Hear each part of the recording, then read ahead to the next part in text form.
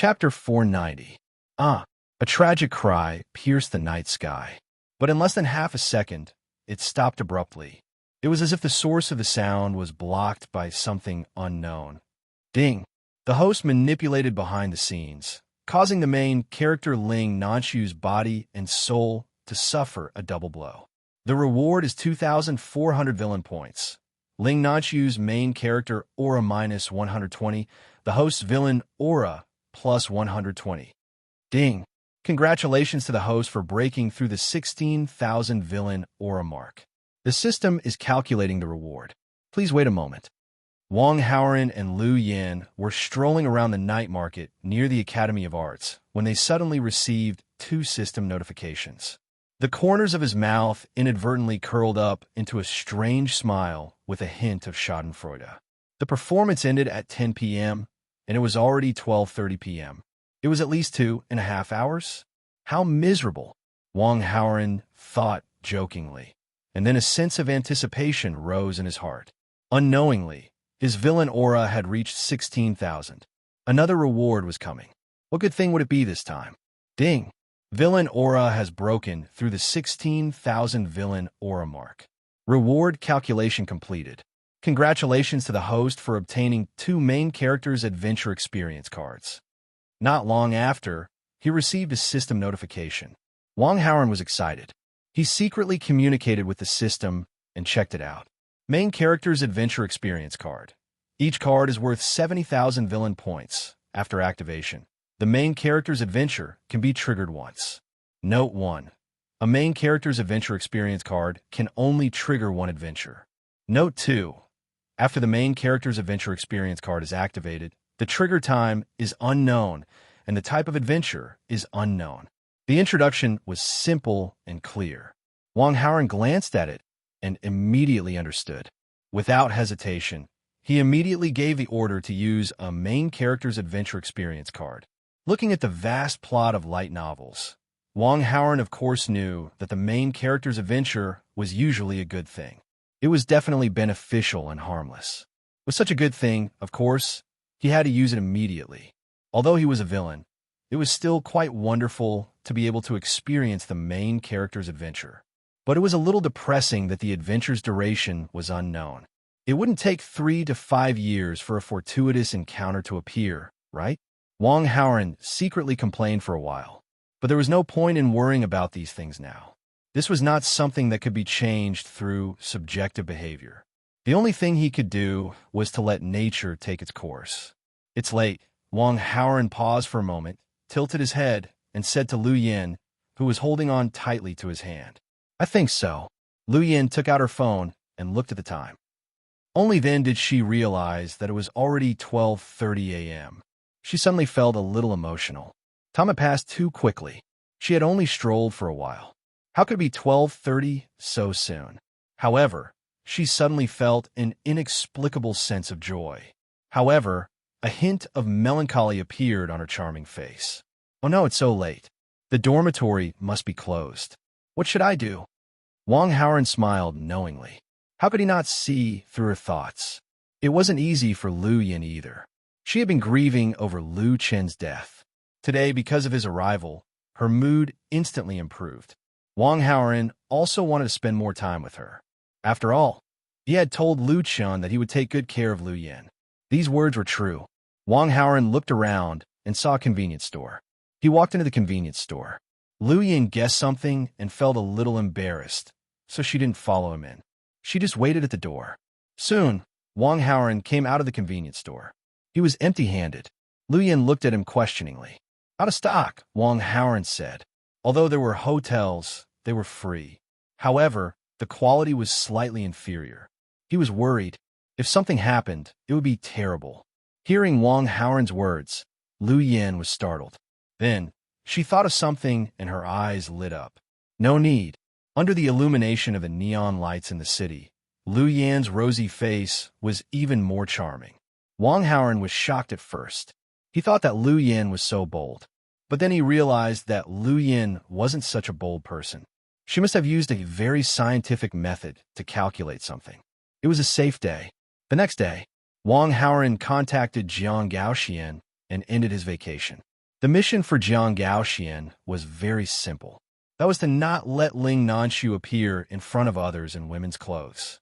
As for the method, it was up to Jiang Gaoxian as long as he didn't directly embarrass Ling Nanshu. This mission was similar to stopping Xiao Yi from live-streaming the game. Jiang Gaoxian was quite experienced. Wang Haoren was also more at ease. A few days later, Ling Nanshu was lying in a ward. The makeup and wig on his face had all been removed. The traditional Chinese outfit on his body had also become a hospital gown. The cross-dresser was now dressed as a man. At this moment, he looked extremely haggard. He didn't dare to spread the news of what happened a few days ago. After all, he was a man. It was hard for him to make a judgment in such a situation, although there was a high chance that those people could be punished. However, if that was the case, this matter would definitely blow up. It might even be on the news. Ling Nanshu had no doubt that if that was the case, he would definitely die. After a few days of self-counseling, he decided to forget about this matter. He would just treat it as a nightmare. At this moment, a good-looking female nurse came to change Ling Nanshu's dressing. After that day, Ling Nanshu was sent to the hospital by one of the strong men. The reason for Ling Nanshu's injury was that it was an accident. The female nurse quickly changed Ling Nanshu's dressing. From the beginning to the end, Ling Nanshu's heart remained calm. Although this female nurse's appearance wasn't exquisite, she was still quite good. Perhaps it was because she had watched too many movies. Ling Nanshu had an inexplicable fondness for female nurses. Logically speaking, there should be some ripples in his heart. However, to his surprise, there was no ripple at all. Ling Nanshu found it strange, but he didn't think too much about it. He just thought that he was dispirited because he was seriously injured. The female nurse left. Less than a minute later, a burly man who looked like an iron tower walked into the ward with food in his hands. During the few days that Ling Nanshu was hospitalized, it was this strong man who delivered food every time it was mealtime. Even the medical bills were paid by this strong man. However, Ling Nanshu wasn't grateful at all. He couldn't wait to kill this guy. "Are you feeling better?" The strong man was wearing a singlet, revealing the muscles on his arms. He had a full beard and looked very powerful, but his tone was a little too gentle. Ling Nanshu gritted his teeth and didn't reply. The strong man seemed to be used to it and didn't mind. He just smiled, opened the food box, and handed it to Ling Nanshu. Ling Nanshu didn't want to eat, but he was indeed hungry. There was no need to make life difficult for his body, right? He took the food box and started to clean up the food. The strong man cleaned up the mess and prepared to leave. However, before he left, he saw that Ling Nanshu's mouth was full of grease. So he took a piece of tissue and wiped it for him. As he wiped, he deliberately pinched his face. It was as if a man was pinching a woman's face. Ling Nanshu felt a surge of grief and indignation, but there was an inexplicable shyness in this grief and indignation. The two faces were very close. Ling Nanshu could clearly feel a man's hot breath blowing against his face. Her pale cheeks suddenly turned crimson. Ding! The host manipulated behind the scenes and indirectly caused the protagonist Ling Nanshu's orientation to deviate slightly. The reward is 1,000 villain points. Ling Nanshu's protagonist Halo -50, and the host's villain Halo +50. Chapter 491. The sudden news made Wang Haoren stop eating. Then, he carefully read the content of the message. He was stunned. How could this be? Wang Haoren was stunned, but after thinking about it, he felt that it made sense. Boys who could calmly wear women's clothing would more or less have that kind of inclination in their hearts. However, this tendency was very subtle and would not show itself in daily life. In other words, even the person himself would not be able to detect it. After Ling Nanshu went through a drastic change, this tendency was magnified. In a word, this should be called opening the door to a new world. Of course, although this tendency was magnified, it was still subtle and could be suppressed by Ling Nanshu. However, if he deliberately guided it, it would be a different story. Wang Haoren suddenly felt that Jiang Gaoxuan's role in this matter was not as big as he had imagined. After a quick meal, Wang Haoren contacted Zhuqiu Qinyu to discuss some matters. The capital city. In a quiet and elegant courtyard, A demure woman sat in a pavilion. Her black hair cascaded down to her slender waist like a waterfall. The woman was no more than 20 years old. She did not wear any makeup on her face. Under her long and thick eyelashes, she had a pair of eyes that were like black gemstones. They were as calm as an ancient well. She was in the prime of her youth, but she had a calmness that did not match her age. However, it was also because of this that this woman had a mysterious and ethereal air about her. She looked as if she did not belong to this world. The woman stretched out her fair and slender hand and pushed a cup of freshly poured tea from the stone table to the man in front of her. The man in front of her had uneven facial features and rugged scars on his face. He looked extremely ugly, like an evil spirit. However, no one in the capital city dared to look down on this ugly man. This was because this man was proficient in physiognomy. The rich and powerful often came to him for advice and were very respectful of him. This man had a Taoist title, Divine Predictor. Junior sister, you are too polite. Divine Predictor raised his cup and took a sip of tea. Senior brother, why did you come all the way here? The woman opened her naturally red lips and spoke slowly. Her voice was like clear spring water, pleasing to the ear. On a whim, I divined that Master has already left the mountain and is currently in a city called Qingling, Tianjizi said. When the woman heard this, there was no change in her expression. I know. Tianjizi was surprised. How does junior apprentice sister know? Could have been calculated as well. What he learned was the art of divination, while what his junior sister learned was the art of feng shui. Although the two were related, they were completely different. Logically speaking, it was impossible for his junior sister to have divined it. Why would I need to calculate? Instead, a strange expression appeared on the woman's calm face. She didn't know how to continue. After thinking for a while, he decided not to say anything. He opened an app on his phone and handed it over. Divine Predictor was stunned. He picked up his phone and saw a video. The main character in the video was a man. Master. Tianjizi immediately recognized him. However, after watching the video for a while, his expression became strange. He finally understood why his junior sister couldn't continue. This was a short video of Qin Fan showing off his skills. Someone deliberately added fuel to the fire, and this video was now trending on the internet. Anyone who came into contact with the internet would know about it. Tianjizi was more old-fashioned. He used an old man's computer and couldn't access the internet. He only found out about it now. Both of them were Qin Fan's disciples. At that time, they were both learning in the mountains, but what they learned was different. Later, after they left the mountain, they went their separate ways and soon met in the imperial capital. Tianjizi's divination skills were superb. He was almost flawless, and soon, his name spread throughout the imperial capital. The woman's name was Mu Nanji. Her feng shui divination skills were also very useful. She also became a famous female geomaster in the imperial capital. Mu Nanji was 20 years old. Her beauty was rare in the world. Coupled with the mysterious and ethereal aura she exuded, countless talents in the imperial capital were attracted to her. Unfortunately, all of them returned empty-handed. They didn't even manage to make Mu Nanji smile. There were rumors in the imperial capital that Mu Nanji was a natural stone woman and didn't like men. However, only she herself knew whether it was true or not. I really didn't expect Master to have such a hobby. I really didn't notice it before. The atmosphere was awkward for a while. In the end, Tianjizi was the first to break the silence. This is Master's private matter. Although it's immoral, the kindness of teaching can't be erased. Mu Nanji's expression was indifferent. Her black, gem-like eyes were still as calm as an ancient well. Tianjizi smiled. He agreed with Mu Nanji's opinion, and as a man, he felt that this was normal. After all, Master was just entertaining herself. She didn't do anything to Yao Yu herself. He just didn't know who Yao Yu was. Was she also a junior sister? Or did she have another identity?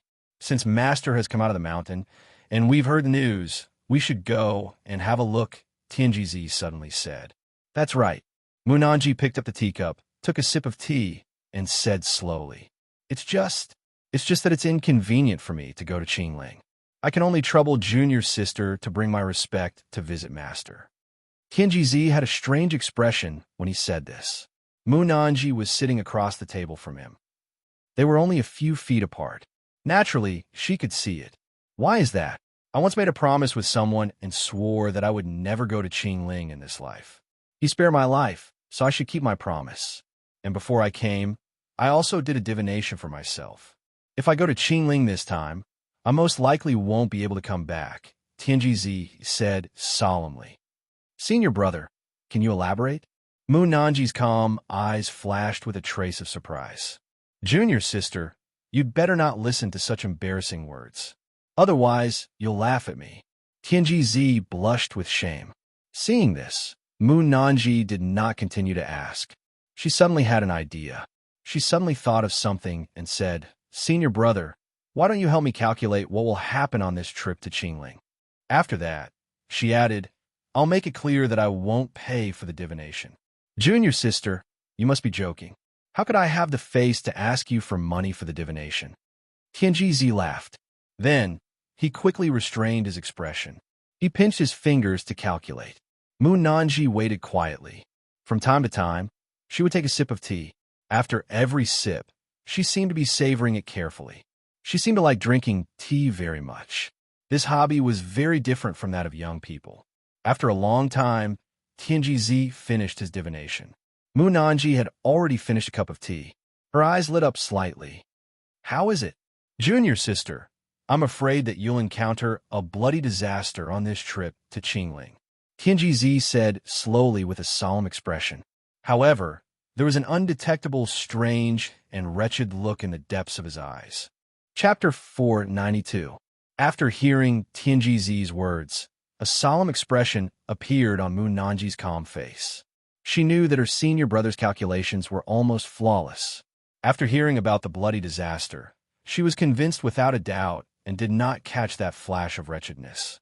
If there was a bloody disaster, then it seemed that Qingling could not go. Junior sister, don't be nervous. Although there's a bloody disaster, there is no danger to her life. Tianji smiled after seeing Mu Nanji's expression and hurriedly comforted her. The solemn expression on Mu Nanji's face did not dissipate. No danger to her life? Can I take it that it may lead to disability? Tianji was stunned, then smiled. He wanted to tell the truth, but the words were about to come out of his mouth when he suddenly stopped. He had known this junior sister for a long time, and they lived in the imperial capital, so they often interacted with each other. In his heart, instead of saying that Mu Nanji was his junior sister, it was better to say that he treated her as a younger sister. Tianji was still quite concerned about Mu Nanji. Mu Nanji was only 20 years old. She should be in her prime, but she was old and did not care about the relationship between men and women at all. Not to mention the talents in the imperial capital who suspected that there was something wrong with Mu Nanji. Even he, as her senior brother, was suspicious. Tianji was very worried about this. Just now, he happened to predict that Mu Nanji would have a bloody disaster. This was actually a good thing for Mu Nanji. Although this bloody disaster might be a little rushed and Mu Nanji would be caught off guard, the results seemed to be good. However, Mu Nanji would definitely not be able to accept it. If he told her directly, how would she still be willing to go? Thinking of this, Tianji thought for a while and smiled like an old father. Junior sister, don't worry. You will definitely come back unscathed. These words were not false. He did not lie to Mu Nanji. This bloody disaster would not harm her at all, so she would naturally come back unscathed. When Junior sister questioned him, he would have a reason to explain. No, Junior sister would be grateful to him then. Tianji thought to himself. Mu Nanji was even more puzzled when she heard this. Since there is a bloody disaster, how can I come back unscathed? The secrets of heaven cannot be revealed. The divine predictor threw out an unfathomable sentence in response to Mu Nanji's puzzlement.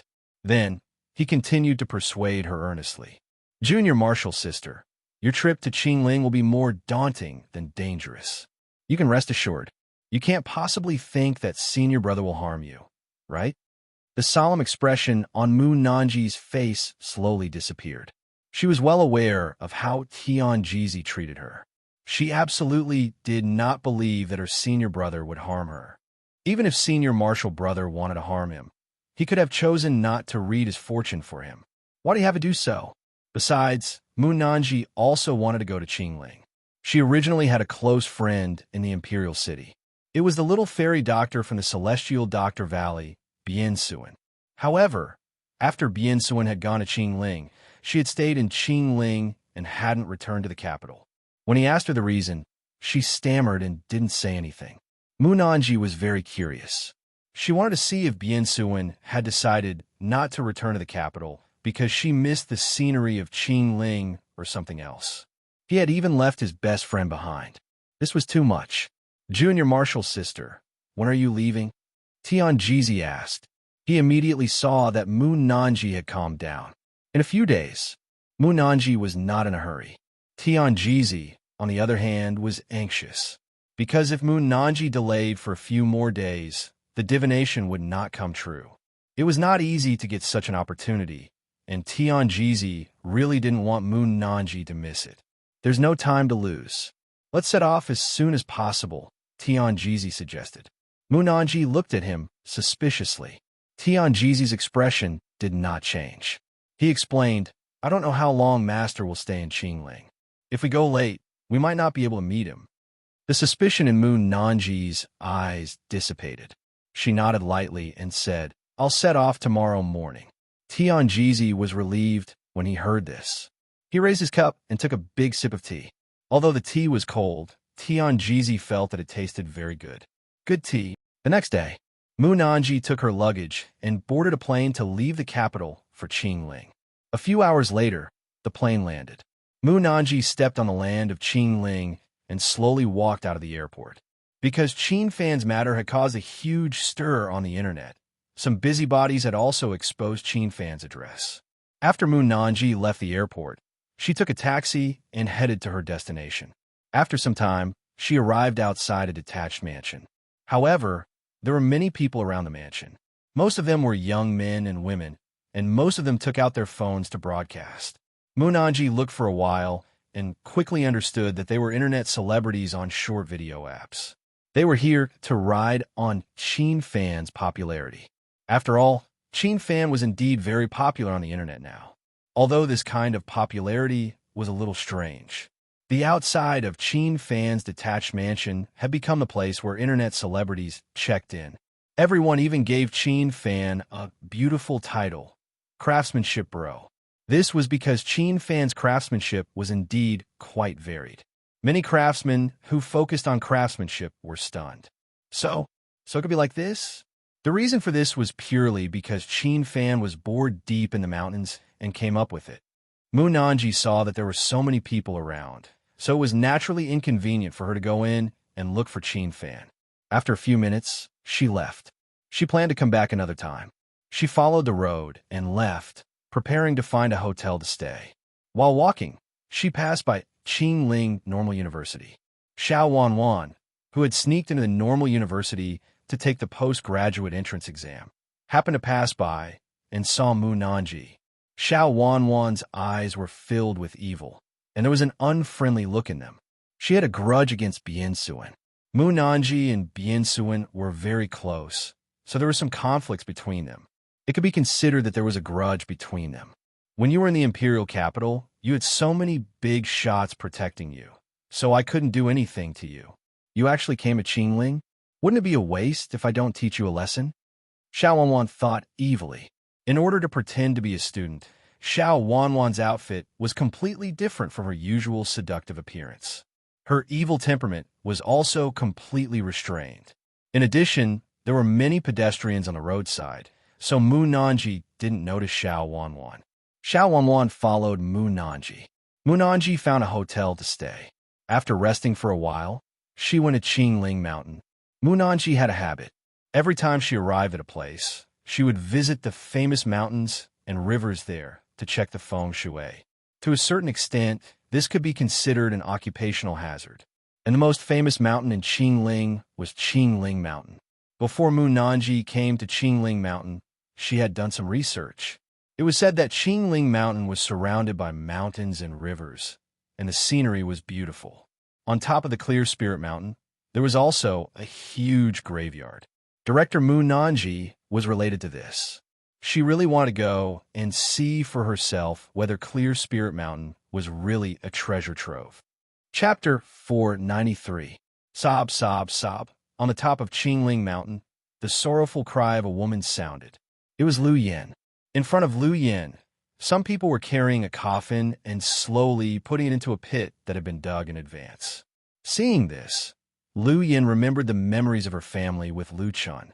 She couldn't help but throw herself into a broad and warm embrace and cry loudly. Wang Haoren only felt that the clothes in front of him were wet. However, he let Lu Yin cry. He just gently reached out and patted Lu Yan's back, which was trembling because of her crying. The coffin was buried in the ground. The people carrying the coffin untied the thick rope tied to the coffin and began to dig with shovels to bury it. Not long after, a large bulge was piled up on the flat ground. They pressed it down with tools. Then, the gravediggers started to prepare for the last step. Wang Haoren watched quietly. He glanced around and couldn't help but feel a little strange. There was a tomb on each side. Lin Shan was in the tomb on the left, and Yin Yin Tian was in the tomb on the right. Lu Chen was also here between the two of them. The mountain was quiet, but the three of them wouldn't be lonely, right? Wang Haoren thought to himself as he looked to the left and right a little further away. He found that there were some open spaces that could be used to bury some people. Wang Haoren suddenly had an idea. They were still short of one player to play mahjong. Should he send another protagonist up when he had the chance? Let them play mahjong together? It would take some time for the craftsmen to finish building the tomb. In Lu Yan's state, she definitely wouldn't leave until the tomb was built.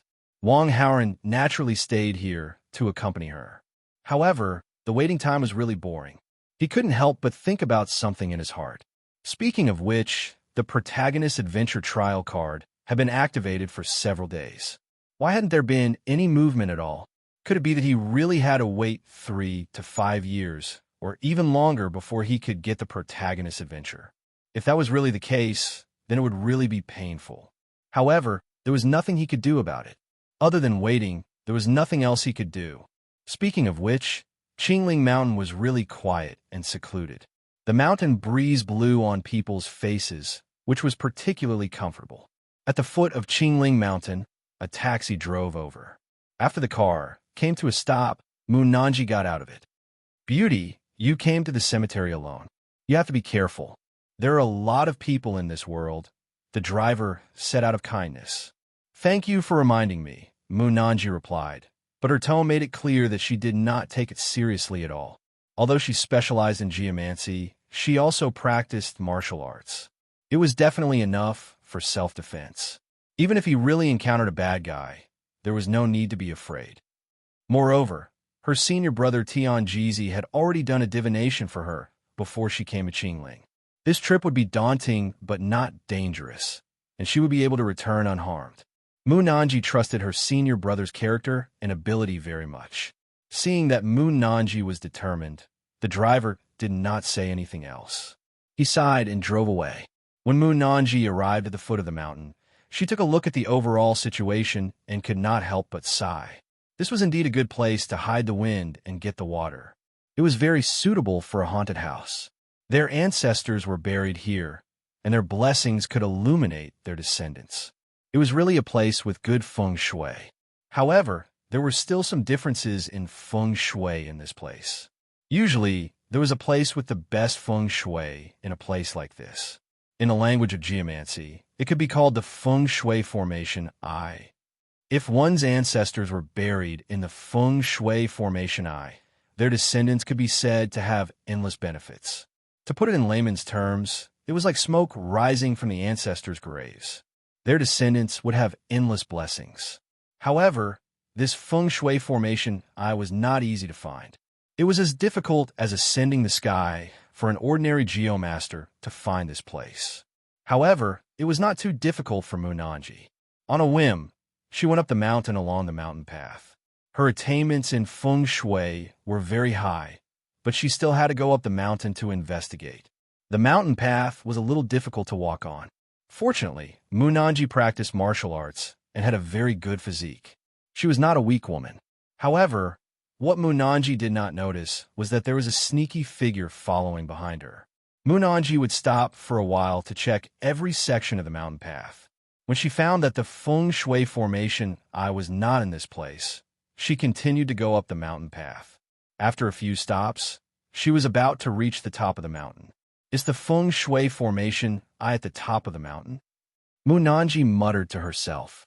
According to feng shui, it was rare for the formation eye to exist at the top of the mountain, but it was not impossible.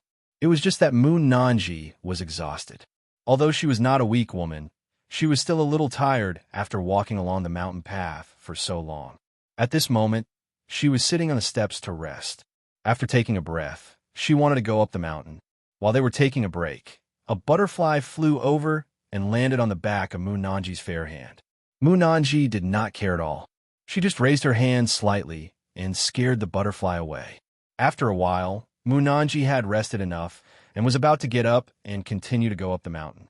However, halfway up, she felt a little weak and sat down on the steps again. A sense of powerlessness came over her, accompanied by a strange feeling. Munanji was confused. At first, she did not understand what was going on, but soon realized that she might have been tricked. She was shocked. Ha ha! A woman's evil laughter rang out, and a figure suddenly appeared from the cover not far away. It's you. Now that they were face to face, Munanji immediately recognized her.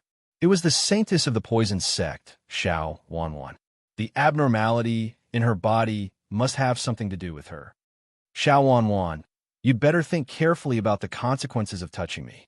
Although Munanji was a little panicked, she still looked calm on the surface. She had helped many big shots in the capital with feng shui. If Xiao Wanwan wanted to touch her, she would have to think twice. Don't worry, I'm not a man. What can I do to you? I'm just curious about whether the rumor about the stone woman in the capital is true or not. Xiao Wanwan looked at her with interest, and there was a hint of curiosity in her eyes.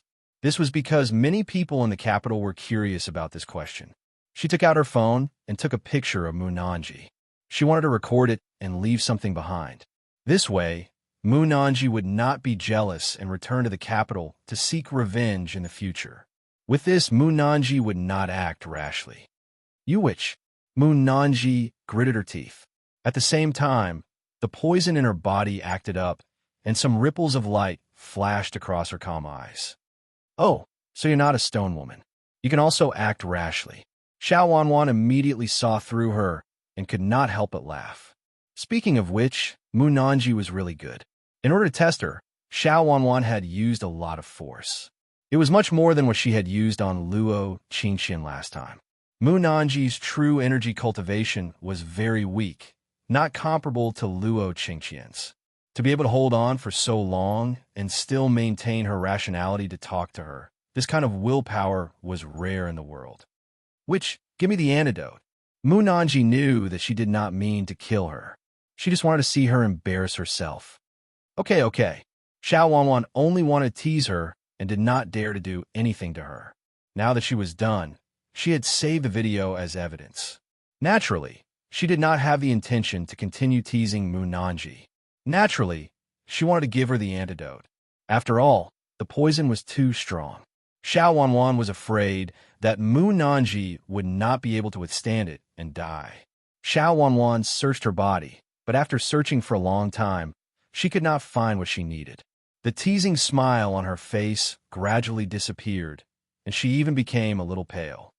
Give me the antidote. Munanji felt like she was on the verge of collapse. She gritted her teeth and urged her. I forgot to bring the antidote. Xiao Wanwan panicked and apologized. Chapter 494. Don't joke about this. I can't hold on any longer. Munanji's cheeks were flushed red. She clenched her legs tightly and gritted her teeth as she spat out some words with great difficulty. I wish I was joking, but I'm really not. When Xiao Wanwan saw Munanji's appearance, she was not in the mood to make fun of her. Instead, she was a little anxious and worried. Although she was a demoness, she was not a murderous she-devil. Besides, the grudge between her and Munanji was not that bad. She just wanted to find trouble with Mu Nanji and embarrass her. At the same time, she wanted to satisfy her bad taste. However, she did not expect that things would go out of control now. If she had known earlier, she would have checked if she had brought the antidote. The drug in Mu Nanji's body was not light. If there was no antidote, her blood vessels would swell, burst, and she would bleed to death. Mu Nanji was very popular in the imperial capital and had a wide network of connections. Once she died, there would definitely be someone who would avenge her. Not to mention other things, Mu Nanji's fanatical pursuers would definitely go crazy and look for the murderer. These fanatical pursuers did not have simple backgrounds. The existence of the poison sect was somewhat shady. However, if they did not cause any big trouble, no one would deliberately target them. However, if Mu Nanji died, it would be different. There was an organization in the imperial capital that restrained the hidden world. If they were to go all out, it would be enough to suppress the entire hidden world. Of course, this organization that restrained the hidden world would not be mobilized under normal circumstances. They would need a sufficient reason. Mu Nanji's death was definitely enough reason. This was also the reason why Mu Nanji was not very afraid, even after she had been tricked by Xiao Wanwan previously. Eudemonis. Mu Nanji noticed the panic on Xiao Wanwan's face and finally understood that she was not joking with her. This girl really did not bring the antidote. A wave of panic, as if she was about to die, came, but it was quickly suppressed by the strange feeling brought about by the drug. Mu Nanji's eyes were watery, and her fair hand with a hint of crimson stretched out toward Xiao Wanwan. Xiao Wanwan knew that Mu Nanji was hallucinating. She probably thought that she was a man. In this regard, she could only cast a helpless expression. However, he would not watch Mu Nanji die without doing anything. She stepped forward and tapped a few of Mu Nanji's acupoints to alleviate the effects of the drug. At the same time, she stopped her from moving around so that Mu Nanji wouldn't be able to hold herself back from scratching herself and adding fuel to the fire. After doing this, Xiao Wanwan scanned her surroundings, trying to find if there was a man in her field of vision. However, when he looked around, he realized that there was no one else around except for him and Mu Nanji. But what made Xiao Wanwan happy was that there was smoke rising from the top of the mountain. It seemed to be caused by burning paper money and other things. Xiao Wanwan was overjoyed and rushed to the top of the mountain. Soon they saw some figures. One of the figures looked very familiar to her. Wang Haoran was comforting Lu Yin and telling her to restrain her grief, so he didn't pay attention to his surroundings. Only when he sensed someone approaching did he cast his gaze over. The two pairs of eyes looked at each other from afar, and they both saw some astonishment in each other's faces. Neither of them had expected to meet each other in such a place. Xiao Wanwan wanted to catch a man to detoxify Mu Nanji, but after seeing the patriarch, she immediately dismissed the idea. She waved at Wang Haoran from afar. Wang Haoran saw the panic on Xiao Wanwan's face and felt that something special had happened. He greeted Lu Yin and walked toward Xiao Wanwan. "Patriarch, it's great to see you. Come with me quickly." Xiao Wanwan was so anxious that she couldn't care less about their status. She directly grabbed Wang Haoran's hand and ran down the mountain. Wang Haoran felt that it was strange, so he asked her about the situation. On the way, Xiao Wanwan briefly explained the trouble she had caused. Wang Haoran was stunned when he heard this. However, before he could think too much, he went to Mu Nanji's side. At this moment, Mu Nanji had already fainted, and her exposed skin was crimson red. Wang Haoran heard Xiao Wanwan's explanation of the consequences of Mu Nanji's death. After he went to Mu Nanji's side, he immediately used his vital energy to suppress the poison in her body. However, he could only suppress it. Xiao Wanwan's poison was too heavy, and the poison had already flowed through her body along with her blood. It was impossible to get rid of it in a short time. "Patriarch, I didn't bring the antidote. Do you have the antidote with you?" Xiao Wanwan naturally believed that the patriarch would know what kind of poison Mu Nanji had been poisoned with, so she asked directly. Wang Haoran was really puzzled when he heard Xiao Wanwan's words. Did she ask him if he had the antidote? In other words, did she think that he had a special antidote on women? "I didn't bring it. The matter was urgent, and Wang Haoren knew that it was not the time to explain his character. Besides, he was indeed not a good person. So why did he have to explain this? Although he didn't bring the antidote, wasn't he the antidote himself? Xiao Wanwan said matter-of-factly, "It's fine. It's okay if you didn't bring it. Then I'll have to trouble you, patriarch." Wang Haoren naturally thought of the same thing as Xiao Wanwan, but when he heard it from Xiao Wanwan, it reminded him of something. The protagonist's adventure experience card had been activated for several days. After it was activated, one could obtain the protagonist's adventure. Could the current situation be interpreted as the protagonist's adventure? No, this was not a freaking adventure. It was clearly a romantic adventure. Wang Haoren couldn't help but complain. However, even though he complained, he was still inexplicably excited. Mu Nanji's appearance was obviously the model of the female protagonist. With such a good opportunity in front of him, any normal man would be excited. However, the key was that Mu Nanji was the female protagonist. Wang Haoren didn't want this to be a one-time deal. If he accepted this adventure, he would face one situation, and that was Mu Nanji's anger. He and Mu Nanji didn't know each other, so Mu Nanji would definitely fly into a rage and fight him to the death. If they fell out, how could they cooperate in the future? Moreover, Xiao Wanwan had said that Mu Nanji was very popular in the capital. If he did this, Mu Nanji would go back to the capital to get revenge. What should he do then? After accepting the adventure, would he go all out and destroy the evidence? This thought appeared in Wang Haoren's mind. However, as soon as this thought appeared, he suddenly remembered something. The Super Peach Blossom Halo. From the previous encounter with Song Zhihui, Wang Haoren learned that the so-called first encounter required the female protagonist to see him. Now that Mu Nanji had fainted, the prerequisite for the Super Peach Blossom Halo hadn't been triggered. In other words, it was unknown whether the Super Peach Blossom Halo would be triggered. If the Super Peach Blossom Halo triggered the best effect, then all the problems would be solved. After all, Mu Nanji didn't know that he was in cahoots with Xiao Wanwan. He was innocent. He was a tool that Xiao Wanwan, that witch, had captured to detoxify the poison. Chapter 495. Of course, this beautiful idea was based on the prerequisite of triggering the first great effect of the Super Peach Blossom Halo. If it wasn't triggered, it would collapse. Wang Haoren could actually wake Mu Nanji up temporarily and let her see him. This would satisfy the prerequisite for triggering the Super Peach Blossom Halo. If it was triggered, the problem would be solved. However, if it wasn't triggered, it would be troublesome. Mu Nanji would remember his appearance and dislike him. It was very likely that she would seek revenge later. This was not what Wang Haoren wanted to see. Therefore, he could not provide the conditions to trigger the Super Peach Blossom Halo under such circumstances.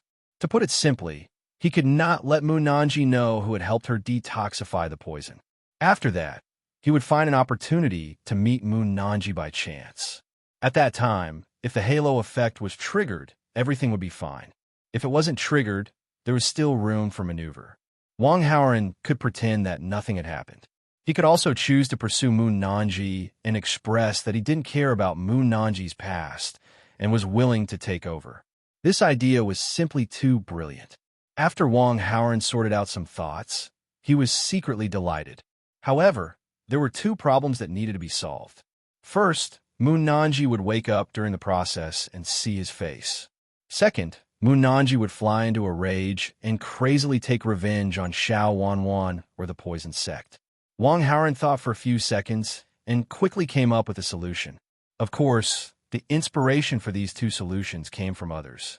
He could be considered to have learned from them. Don't want his face to be seen? He could totally learn from Yin Jiping. It was also very simple to prevent Mu Nanji from taking revenge on Xiao Wanwan. He just had to grab hold of Mu Nanji's weakness and make her not dare to spread it. Zhun Simin, Zhuxiu, and other little villains had given Wang Haoren many such ideas. Before this, Wang Haoren had never adopted them and disdained to use them. This time, it seemed like he would have to use them. However, to be more precise, Wang Haoren planned to only use half of them. He pretended to say to Mu Nanji and left behind the precious image. The reason why Wang Haoren did this was to prevent the precious image from being leaked. It was an online information society, and it was easy for the contents of electronic devices to leak. Who could guarantee that the secrets hidden in the phone or the computer would not be leaked? Some seniors had already been taught a lesson. Of course, Wang Howren would not leave such a hidden danger for himself. If things went wrong, his reputation would be ruined. Ancestor, since you don't want to do such a thing, why don't you ask someone else? Xiao Wanwan was worried that something would really happen to Mu Nanji. She could not help but ask when the old master did not reply after a long time. At first, there was nothing wrong with this sentence. However, when Wang Howren turned his head, he caught the look of suspicion that flashed through Xiao Wanwan's eyes when she glanced at a certain part of his body. Wang Howren narrowed his eyes. This demoness clearly suspected that he didn't know the antidote, but she didn't dare to say it out loud. That was why she said those words in a tactful way, trying to give him a way out. Being questioned like this, Wang Howren immediately wanted to teach this demoness a lesson. But it was really not the right time. Moreover, it was normal for Xiao Wanwan to have this suspicion. After all, in Xiao Wanwan's eyes, he was an old monster who had lived for a long time. Although he looked young, it was unknown whether all his abilities were complete. Time is of the essence, it's too late. And the weight of your attack is too heavy. Other than me, no one can withstand it. Wang Howren maintained the demeanor of the old master and said seriously, Okay, old master, then there's no time to lose. Xiao Wanwan was overjoyed and immediately urged him to leave. Wait, Wang Howren suddenly stopped her. Old master, is there anything else? Xiao Wanwan turned around, looking puzzled. Didn't you question me? I'm going to show you what I'm made of. Wang Howren spat out 2 words indifferently. Keep a lookout. Xiao Wanwan was stunned, and a blush appeared on her smooth and delicate cheeks. Qingling Mountain was very vast, and there were many nooks and crannies. It was not difficult to find a suitable place at all. It was the middle of the morning. The sun hung in the sky, and as time passed, it gradually rose to the highest point and then slowly descended to the west. Unknowingly, it was already evening. Ding! The host has captured the female lead Mu Nanji for the first time. Obtained 6,000 villain points. Qin Fan's protagonist aura -300. Host villain aura +300. Wang Howren left leisurely, leaving Xiao Wanwan to clean up a mess. Before he left, he also activated the other protagonist's adventure experience card. The trigger time of this thing was uncertain, so of course, it was better to use it as soon as possible. Wang Howren still hoped to have an adventure like falling off a cliff and surviving, and then obtaining the immortal cultivation inheritance. It was best not to have such an adventure. As a supervillain, doing such a low-level thing was really detrimental to Biggie. However, the situation this time was special. He could not just leave her in the lurch and watch her die, right? The afterglow of the sunset sprinkled on Qingling Mountain, and also sprinkled on Mu Nanji's face, who was lying on the soft grass somewhere in Qingling Mountain. It added a layer of intoxicating blush to her already rosy face. However, part of this blush was because she was angry. The piece of cloth that was covering Mu Nanji's eyes was taken off. As soon as she opened her eyes, she saw the face of a demoness. Who else could this demoness be other than Xiao Wanwan? Xiao Wanwan tapped on Mu Nanji's body. Mu Nanji immediately felt that she could speak, but her body was still unable to move. Mu Nanji looked around from the corner of her eyes. There was no one else around except Xiao Wanwan. Subconsciously, she stared at Xiao Wanwan with anger and suspicion. As if sensing the meaning of Mu Nanji's gaze, Xiao Wanwan said, "Don't look at me like that. I'm a woman who is the same on the outside." After explaining, she continued to say, "This is an accident. I really forgot to bring the antidote. I didn't mean to hurt you. Fortunately, I found another antidote at that time, so I got it to detoxify you." At this point, she became a little teasing. "You're really not meant to die. Demoness, just kill me." Although Mu Nanji had encountered a drastic change, she was incomparably calm at this moment. However, there was a hint of despair in her calmness. As long as Xiao Wanwan was not stupid, she would definitely know that letting her go was like letting a tiger go back to the mountain. In order to avoid this problem, Xiao Wanwan's best choice was to silence her. It would be a pity for such a beautiful person to die. Xiao Wanwan smiled charmingly. Since you won't kill me, then let me go. Mu Nanji's face was calm, and there was no trace of anger on her face. This was because she had hidden all these emotions at this moment. Of course I'll let you go, but before that, I have to remind you of something. Xiao Wanwan smiled evilly, waved her phone, and said, there are very precious scenes recorded in it. Do you want to enjoy them? Mu Nanji was stunned for a moment. Then, she realized something and lost control of her emotions. She gritted her teeth and said, Demonis, you're really despicable. The scenes are too beautiful. I can't help but want to record them. Xiao Wanwan blinked and then made a move to open the video file on her phone. Mu Nanji was embarrassed and angry. She looked away. You don't want to watch them? Forget it then. Xiao Wanwan stopped in time. After all, she did not have a video from Mu Nanji to watch. Chapter 496. Don't worry, I'll keep it a secret. I won't let anyone know about it. Of course, that's on the premise that I'm fine. If anything happens to me or the poison sect, the whole world will know about it, Xiao Wanwan threatened. Mu Nanji gritted her teeth. Many thoughts of revenge flashed through her mind, but in the end, she sighed inwardly and looked coldly at Xiao Wanwan. Which you'll get what you deserve. Upon hearing this, Xiao Wanwan was not worried. Instead, she was happy. Mu Nanji's answer was a covert admission of defeat. The blackmail was a success. Xiao Wanwan was secretly happy. Suddenly, she saw Mu Nanji glaring at her with a piercing gaze. She said half apologetically and half gloatingly, Actually, I really didn't mean to hurt you. I'm sorry. It would have been better if she hadn't said that. As soon as she said that, the coldness in Mu Nanji's eyes intensified. Her gaze was a little scary. A trace of fear flashed through Xiao Wanwan's heart. She said, Nonsense, don't be like this. If worst comes to worst, I'll let you take revenge in the same way. After saying that, she suddenly realized that something was wrong and corrected her. You're a woman, so you don't have that ability. How about this? When you find someone you like and get married, your man will let you take revenge on him. Let your man take your revenge on me. I won't resist. What do you think? Of course, she was lying. She just wanted to appease Mu Nanji's emotions. Mu Nanji did not say anything.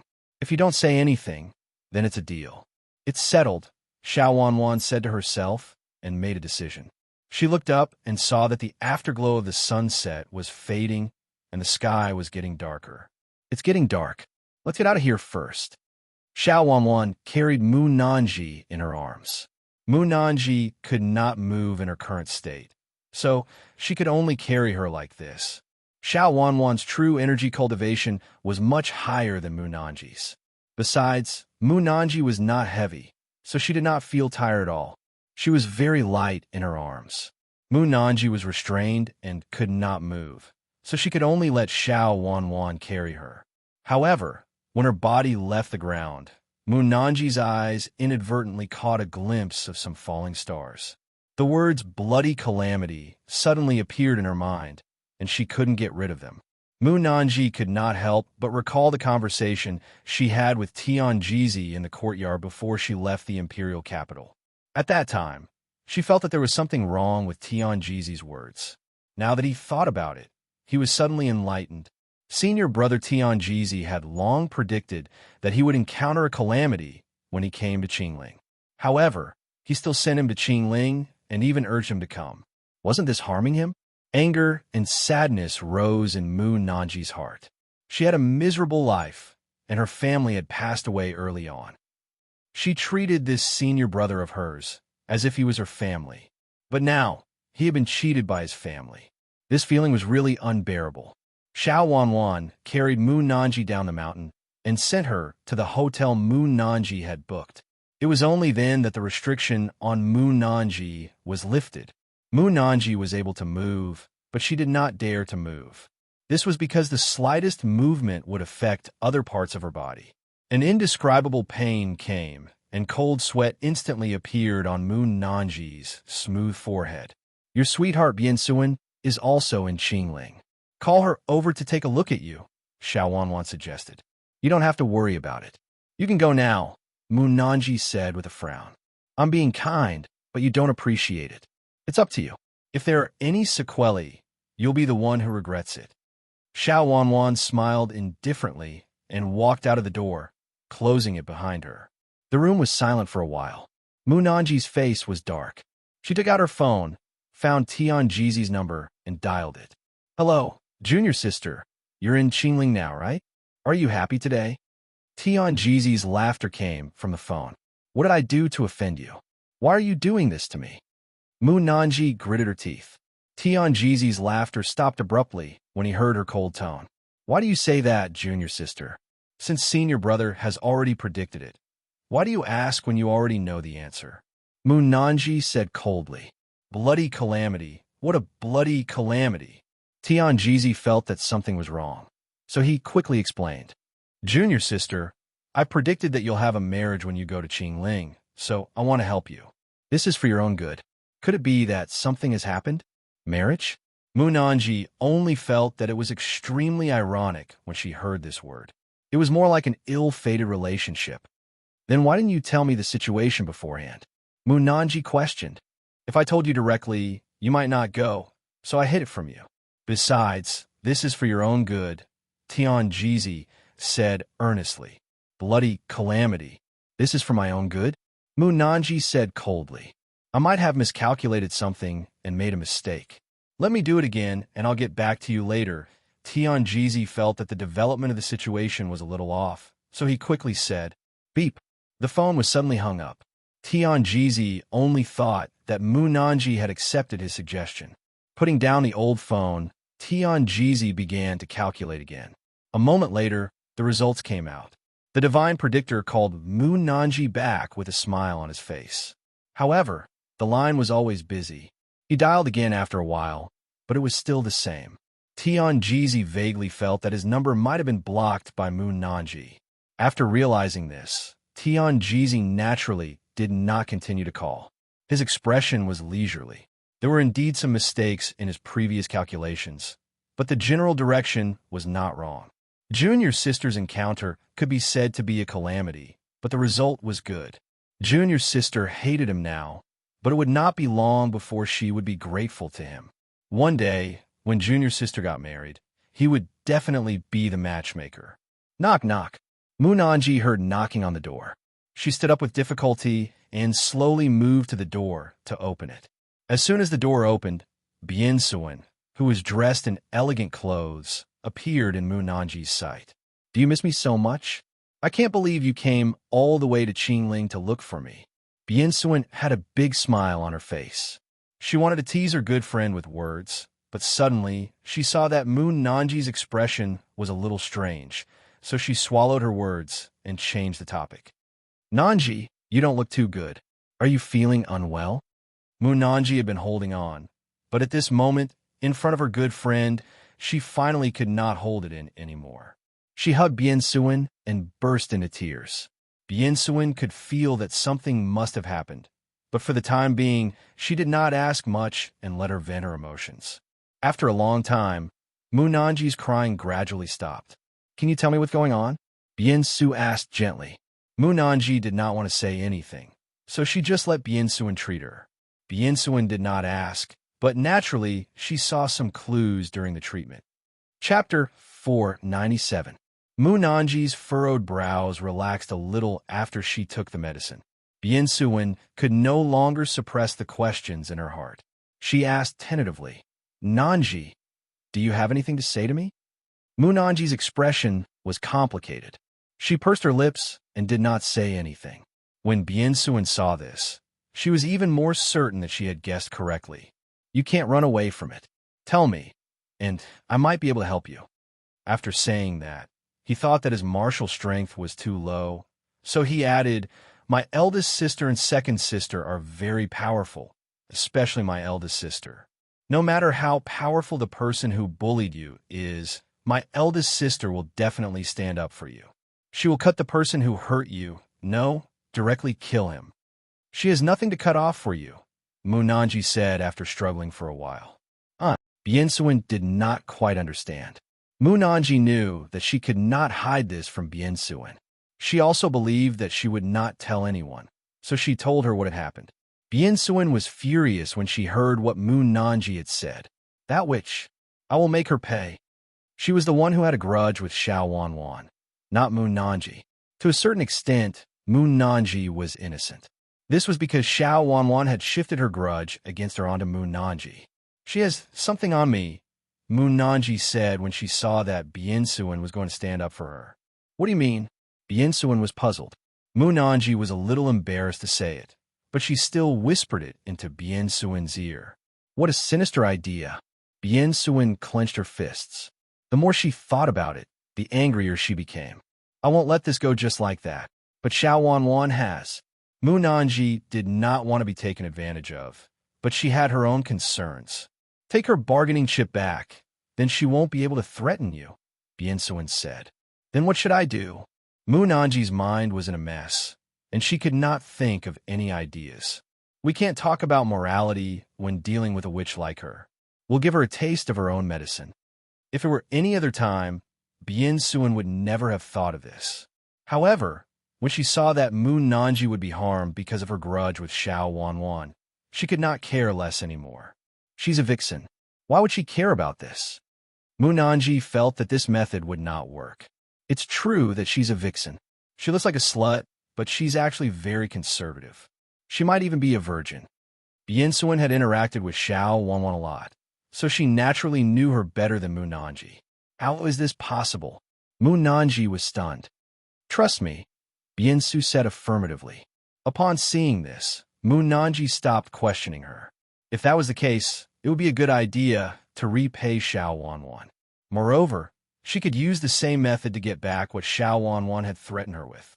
However, Moon Nanji suddenly realized something. Bien-Suin's eyes met Moon Nanji's for a moment, and she realized what was going on at the same time. Both of them were women and did not have the ability to do so. If she really wanted to deal with Xiao Wanwan, she still needed help. I'll leave it to you, Moon Nanji said. Bien-Suin was a little worried.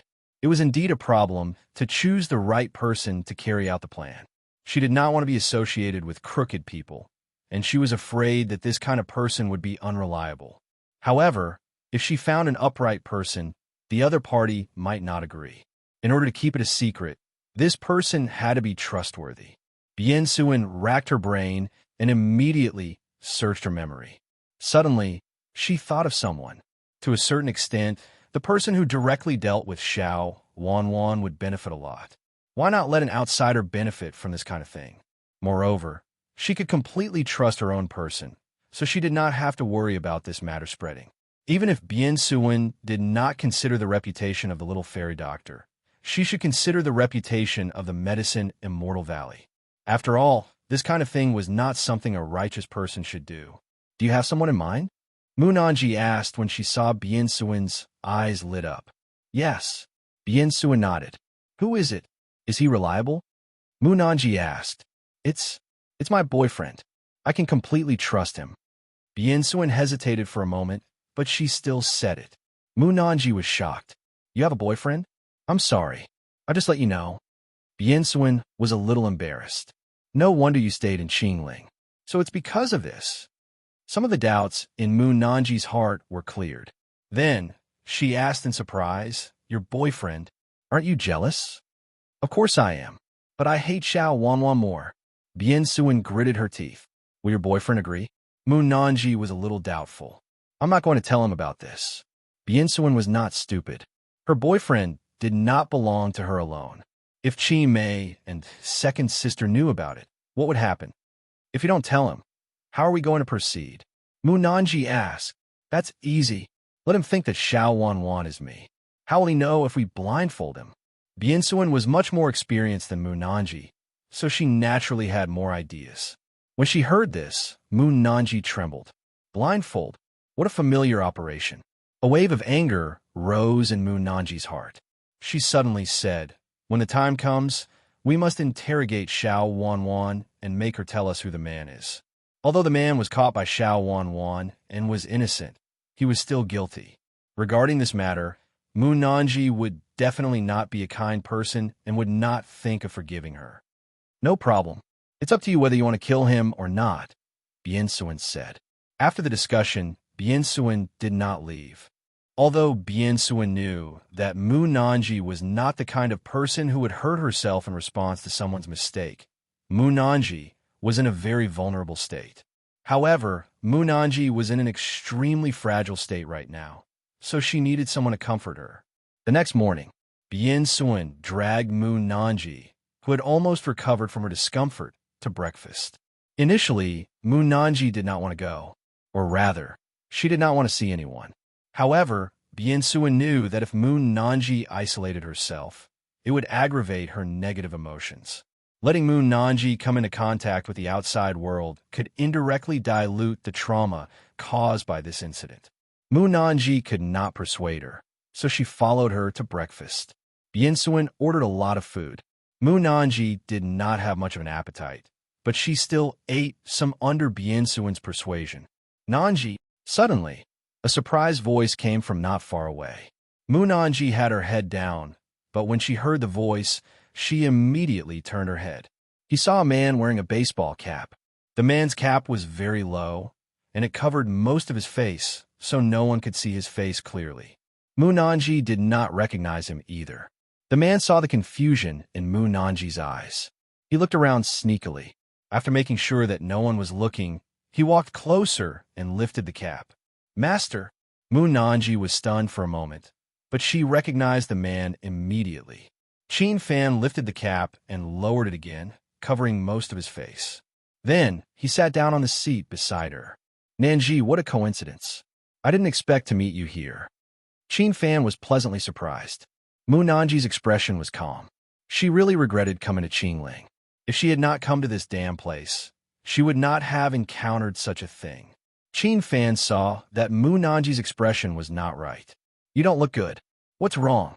Mu Nanji did not want anyone other than Bien Suen to know what had happened to her, so she shook her head and squeezed out a smile. "Nothing. I'm fine." Of course, Qin Fan did not believe her. However, since Mu Nanji did not want to say anything, he did not ask. Mu Nanji had something on her mind. Even though she saw Qin Fan, she did not have the mood to catch up with him. She just stuffed a piece of cake in her mouth. Qin Fan wanted to talk to her after she finished eating. While waiting, he habitually pinched his fingers and calculated the future of this beautiful female disciple of his. After a while, he frowned. Why was it?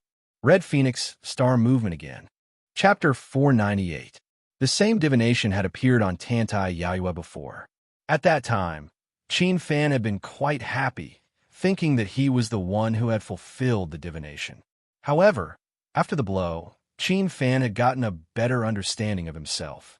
Now, he had divined Mu Nanji's divination. This time, Qin Fan did not connect it to himself. This was because Qin Fan knew that Mu Nanji was a quiet and indifferent person. Other than having a strong interest in feng shui, she did not care about anything else. Of course, this included the relationship between a man and a woman. When Qin Fan had taught Mu Nanji, he had clearly felt that she only had respect for him. Other than that, there was nothing else. After all, what did Mu Nanji's marriage have to do with him? After figuring this out, Qin Fan's first thought was to stop this from happening. It would be best if Mu Nanji did not meet this marriage. This disciple of his was extremely talented in feng shui, and her attainments were also very high. Even Qin Fan himself did not think that his attainments in feng shui were comparable to Mu Nanji's. Since that was the case, he should let Mu Nanji focus on studying feng shui instead of letting her be disturbed by love. This was also for her own good, wasn't it?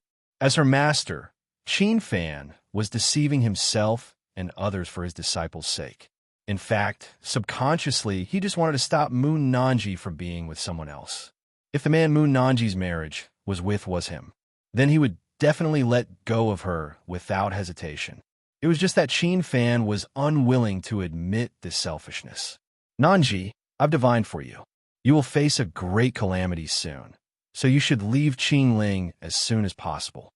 Qin Fan's face was solemn as he broke the silence in the room. According to the divination, Mu Nanji's marriage should happen in Qingling. If Mu Nanji left Qingling as soon as possible, this could be avoided. That was why Qin Fan had lied. Upon hearing this, Moonanji stopped chewing her pastry. She raised her head and looked at Qin Fan with a surprised expression. The word great calamity touched Moonanji. Master, is the great calamity you mentioned already over, or has it not happened yet? Moonanji asked subconsciously. Qin Fan was surprised. From Moonanji's words, he could tell that something must have happened to her, and it was not a good thing. No wonder Moonanji was in a bad mood. It seemed like this was the reason. Naturally, it's something that hasn't happened yet, Qin Fan said. His physiognomy could predict the past and the future from the various signs present. Calculating the past was a backward calculation, while calculating the future was a forward calculation. The former was several times more difficult than the latter. However, the past had already happened and could not be changed. There was no point in calculating. If there was no special need, Qin Fan would never consider the past. Speaking of which, the main reason was that physiognomy belonged to the study of divination. Revealing the secrets of the heavens would bring about bad luck, and they might even be punished by the heavens. Even if a person with bad luck learned the art of physiognomy and did a few fortune-telling for others, they might still die prematurely. A person with good luck would not die prematurely, but he could not casually do fortune-telling for others. His disciple, Tianjizi, could be considered to be a person with excellent luck. However, when he was still learning, he had calculated some things which caused his face to inexplicably grow strange sores, making him look like a ghost face. Qin Fan knew the consequences very well, so he rarely used physiognomy. He would only use physiognomy to calculate things occasionally on a whim. Moreover, the things that he calculated using physiognomy were only a rough estimate and were not very detailed. If you want to know the details, he would need to use some forbidden techniques in physiognomy to see the past or the future. However, such forbidden techniques would greatly consume one's lifespan and luck. This was no different from courting death. Qin Fan had never used it. After hearing Qin Fan's explanation, Moonanji's eyes became more serious. Her encounter was already unfortunate enough, but there was still a calamity that happened to her. Could it be that that incident had just happened yesterday, and Moonanji still remembered it clearly? Naturally, she could not help but suspect that she would encounter the same thing again. However, on second thought, she was already in this state, so what was there to be afraid of? Moreover, she still had to stay in Qingling to take revenge on Xiao Wanwan. How could she leave so easily? Moreover, physiognomy was just a prediction, and it might not really come true. She had the upper hand, so, as long as she was careful, she could completely avoid this incident. Thinking of this, Moonanji's resentment toward Tianjizi rose again. If Tianjizi had made it clear that even if she came to Qingling, she would have been prepared, how would she have such a nightmarish encounter? I have something to deal with, so I don't plan to leave Qingling for the time being. Thank you for your reminder, Master. I will be careful. Moonanji thought about it and replied to Qin Fan.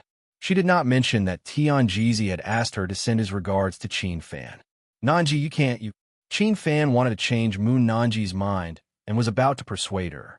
However, before he could finish, he was interrupted by a voice beside him. Qin Fan? The person who spoke was Bien Su. Qin Fan was stunned. He lifted the brim of his hat slightly and looked up, only to see the unfamiliar face of a beautiful lady. Because he had lowered the brim of his hat, his vision was affected, and his attention was on Moonanji. It was only then that Qin Fan saw the lady's face clearly. Qin Fan's eyes lit up when he saw this incomparably beautiful face. However, in less than a second, the light in his eyes dimmed instantly. Qin Fan felt uncomfortable all over, so he quickly lowered the brim of his hat to prevent the lady from seeing his face. He had never seen this lady before, but she recognized him. It was obvious that she knew him through a one-sided method. However, Qin Fan was still a little too late. It's really you. The moment Qin Fan raised his head, Bien Su was completely sure who this man in front of her was. Wasn't this man Big Sister's master, the guy who called Big Sister's name and did dirty things? No, you've got the wrong person. Qin Fan tried to argue, but this kind of quibble was too weak. How can I be wrong? You're now a well-known figure. Bien Su's tone was full of sarcasm. Qin Fan felt ashamed, but he still forced himself to fight back. We don't have anything to do with each other. There's no need to mock me like this, right? Tantai Yaoyue is my big sister, Bien Su said lightly. Qin Fan was stunned. He finally understood why he was being mocked. For a moment, he felt ashamed. His throat was blocked by something, and he could not say a word. As a master, it's rare for you to do such things for your disciple. Bien Su sneered again. Chapter 499. A gentleman would love to have a fair lady. I was infatuated with Yao Yu and could not help but do such a thing. This is human nature, Qin Fan said in an attempt to put gold on his face, bracing himself to refute. Bien Suin wanted to say something, but Moon Nanji suddenly looked at her and said in surprise, I didn't expect your sister to be from the same sect as me. The conversation between Bien Suin and Qin Fan was very obvious. Moon Nanji was not stupid. Naturally, she could get the information from the conversation. Yaoyue is also in Qingling. You two can get to know each other more. Qin Fan quickly changed the topic. Nanji, I see that your face is pale. You seem to be sick. I'm an expert in medicine. Why don't I take your pulse? Moon Nanji's body trembled when she heard what Qin Fan said. Her pale face turned even paler. Bien Suin knew the inside story. At the same time, she understood Moon Nanji's concern. I'm also a doctor. There's no need to trouble you. Qin Fan looked at Bien Suin curiously. You haven't asked? The current Valley Master of the Celestial Medicine Valley, Bien Suin. Bien Suin replied indifferently. Qin Fan had lived in the mountains for 10 years. He knew very little about the outside world. Naturally, he did not know much about her. He wanted to reply that he had never heard of her. However, on the surface, he said respectfully, Oh, I've heard a lot about you. He still wanted to be Bien Suin's brother-in-law. Of course, he did not want to offend her. After he said that to Bien Suin, he looked at Moon Nanji again and continued. Since someone is treating you, I won't do anything unnecessary. However, your tribulation is approaching. I don't want to sit by and do nothing. I don't want to leave Qingling for the time being. Moon Nanji interrupted him. Since you've made up your mind, I won't force you. Wait for me for a while. I'll make a safety talisman for you. Bring the safety talisman with you, and you'll be safe. Qin Fan said seriously. Moon Nanji was moved. She replied, Thank you, master. He thought that Qin Fan meant well. Of course, he would not reject him. Wait for me. I'll be back soon. Qin Fan nodded with a smile. He lowered the brim of his hat and looked around. When he saw that no one was paying attention to him, he stood up and left.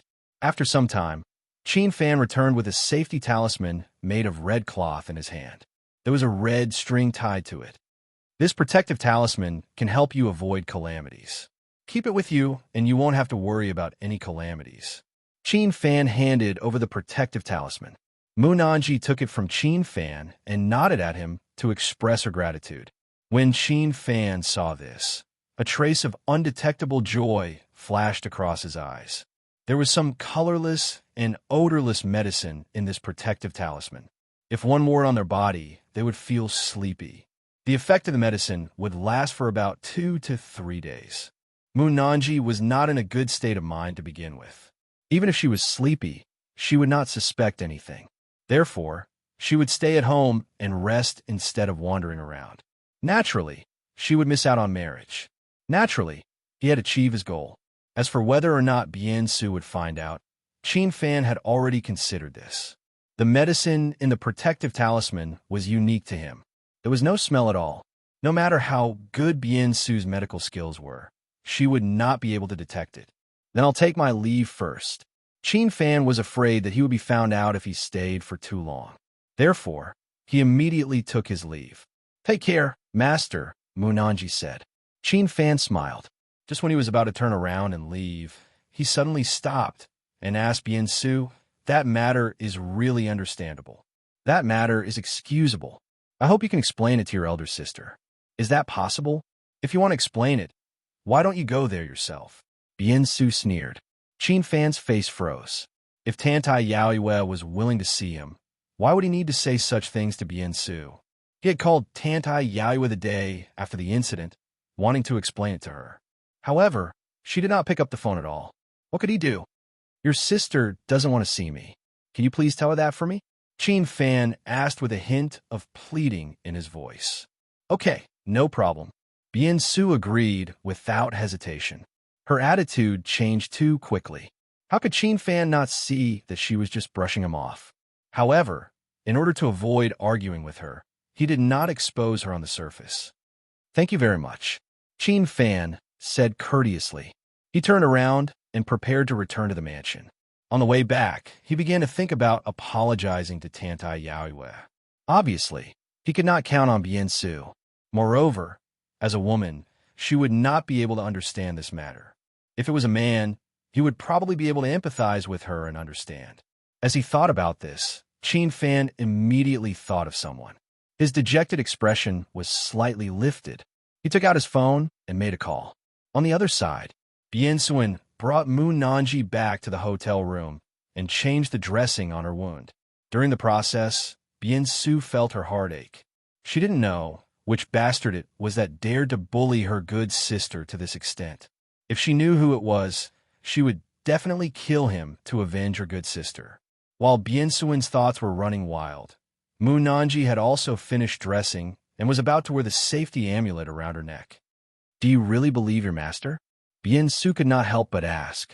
She was skeptical about the words wearing a safety talisman can help you avoid disaster. My master is proficient in physiognomy. This thing should be useful.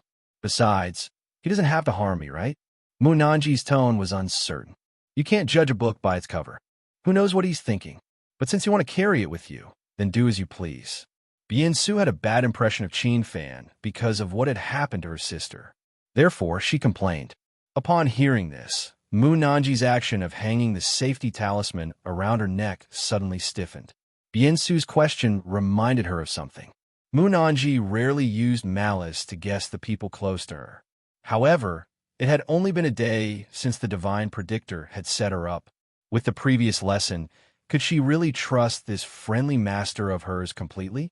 If she really wanted to be calculative, she trusted the divine predictor more than Qin Fan. However, even the divine predictor had lied to her, let alone Qin Fan. Mu Nanji took off the safety talisman around her neck and threw it into the trash can next to her. Then, she looked to the side and asked, How's that thing going? Xiao Wanwan has been in Qingling for a long time. Since she hasn't left, I don't think she'll leave anytime soon. Bien Su thought for a while and then replied, I've already contacted the intelligence organization to check on Xiao Wanwan's whereabouts in Qingling. I believe it won't be long before we find her. Bien Su is a doctor and had done a lot of favors for many people. She had a lot of connections, including some of the senior members of the secret organizations that specialized in collecting intelligence. After discussing with Mu Nanji last night, she contacted them. After that, the intelligence organization replied and accepted the order without hesitation. However, Mu Nanji was too tired and fell asleep at that time, so she did not know the result. Mu Nanji's eyes narrowed when she heard the answer. She nodded at Bien Su. Chapter 500. Don't worry, Xiao Wanwan won't be able to run away. Bien Suin comforted her. She had been afraid of Xiao Wanwan because of the poison sex patriarch, but that fear had disappeared after Tantai Yaoyue came. No matter how powerful the poison sex patriarch was, he was no match for Tantai Yaoyue. If the poison sex patriarch dared to interfere, she would ask Tantai Yaoyue to send him to heaven. I'm sorry that I didn't tell you the truth when you asked me why I kept Qingling. Do you want me to bring my boyfriend over so that you could take a look at him? I don't want you to say that I'm not a good sister. Bien Suin saw Mu Nanji's gloomy expression, so she took the initiative to talk to her. She wanted to divert her attention so that she would not think too much about those unhappy things. There's no hurry. Let's talk about it in the future. Mu Nanji shook her head. If it wasn't for the nightmarish experience yesterday, Mu Nanji really wanted to meet him.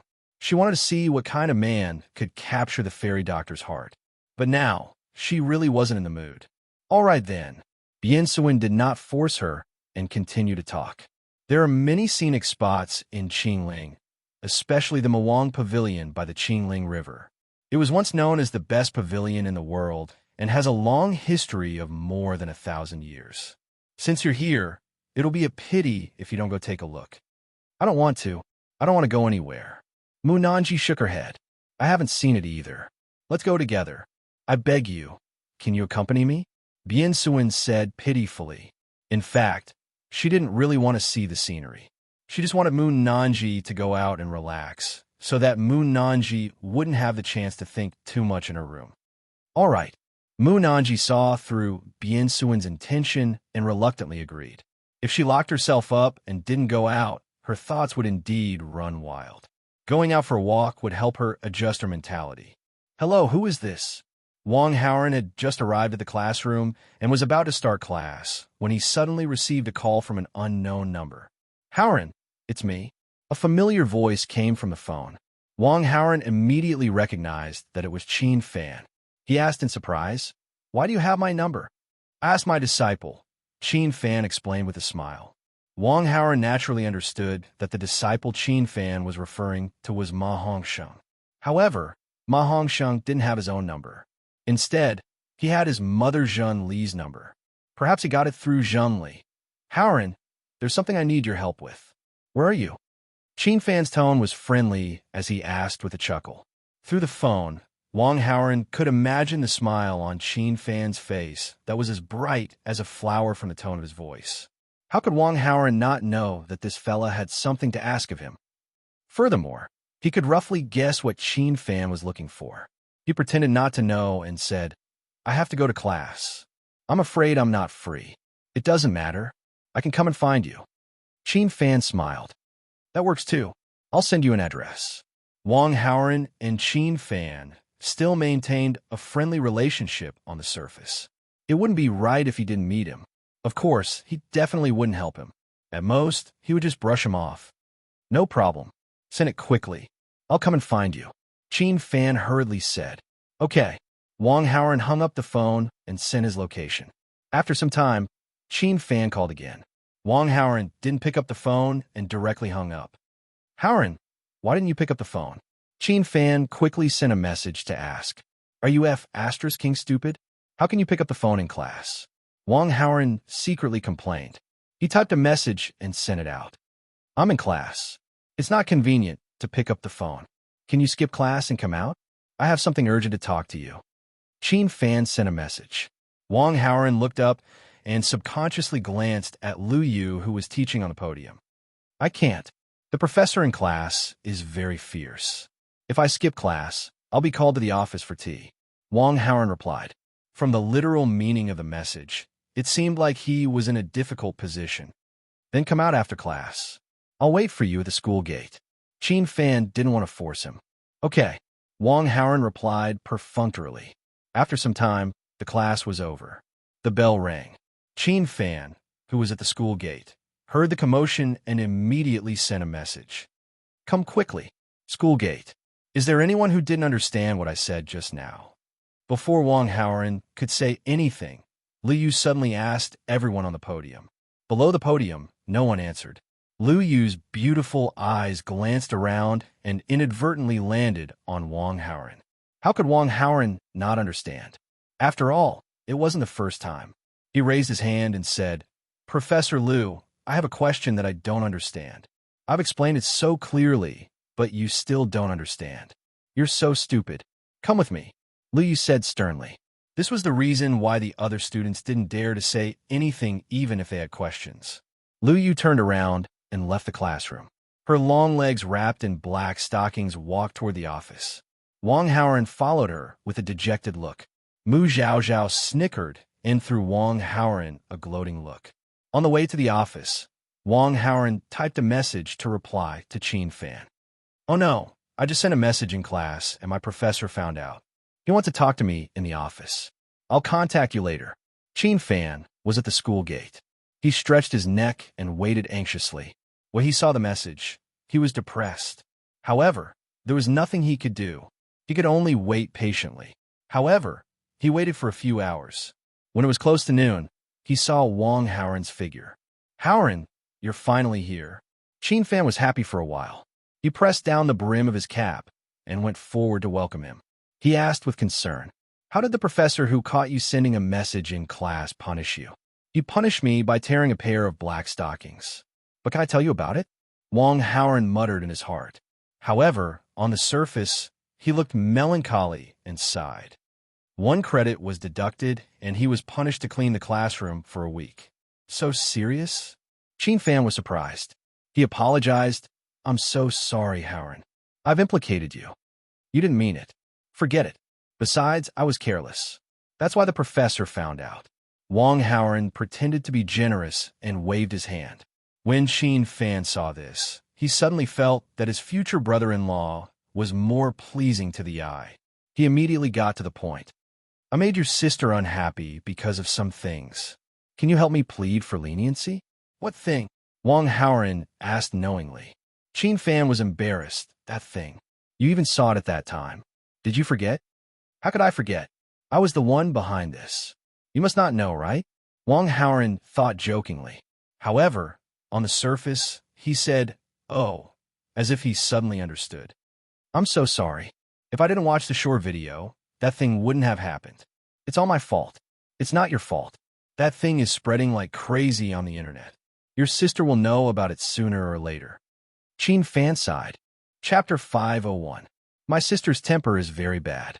It's not convenient for me to plead for you. Moreover, I don't have a suitable reason.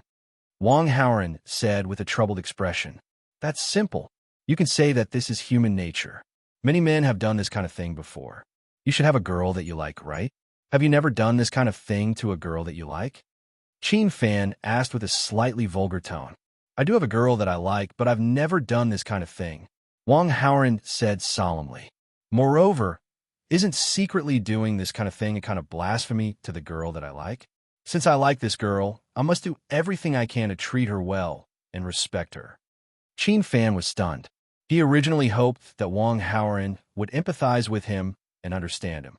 Because of this, he would plead with Tantai Yaoyue, who knew that Wong Howren would have such an attitude. However, he couldn't refute Wong Howren's words. Howren, I really couldn't tell that you were an infatuated person. Chin Fan re-examined Wong Howren. What the hell do you mean? Do I look like a scumbag? Wong Howren cursed in his heart. He revealed a boy's bashfulness and said, It's okay. Which girl do you like? Chin Fan asked. Sorry, there are too many. I can't count them all. Wong Howren said. A long time ago, I had a crush on a girl. But after graduation, we went our separate ways and haven't contacted each other for a long time. Right now, I want to concentrate on my studies and not think about these things. While speaking, he revealed a disappointed expression.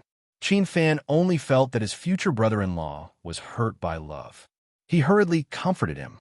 There are plenty of fish in the sea. Let bygones be bygones. You'll definitely meet someone better in the future. I hope so. Wong Howren sighed. I'm proficient in fortune-telling. How about I help you calculate your marriage fate? Chin Fan had a request, so he couldn't help but be a bit more enthusiastic. No, there's no need. Wong Howren was afraid that he would predict something that he shouldn't. Don't be so polite. I'm not charging you. Chin Fan was unwilling to comply. He immediately started to calculate Wong Howren's marriage. Wong Howren's nerves were slightly tense, but he couldn't stop it. He could only wait quietly. After a while, Chin Fan retracted his finger and looked at Wong Howren in astonishment. What's wrong? Wong Howren's heart skipped a beat as he asked. Howren, you're fated to be in love. Chin Fan said enviously. This isn't a good thing. Women are the most troublesome. Wong Howren looked worried. Chin Fan was speechless. You're fated to be in love. This is a great thing. Don't you want to give it to me?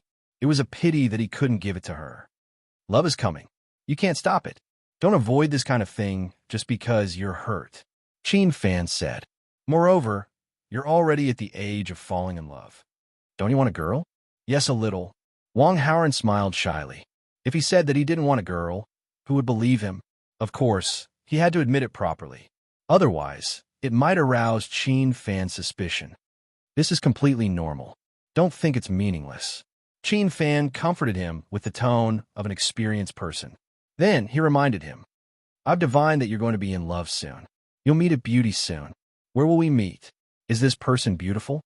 Wong Howren asked immediately. In fact, he wanted to know how much Chin Fan could predict so that he could have an idea of how to deal with Qin Fan in the future. The location indicated by the divination only has the word water. It might be a riverside or something. If you go to a riverside or something like that recently, you can pay attention. Qin Fan said slowly. As for whether the other party is beautiful or not, you'll have to see for yourself to know. Wang Haoran said, "Can't you be more specific? If I know in advance, I'll be prepared. I'm a human, not a deity. How can I predict so clearly? But you're going to be in love soon. There's no doubt about that." Qin Fan smiled. Hearing this, Wang Haoran finally had a rough idea of Qin Fan's divination.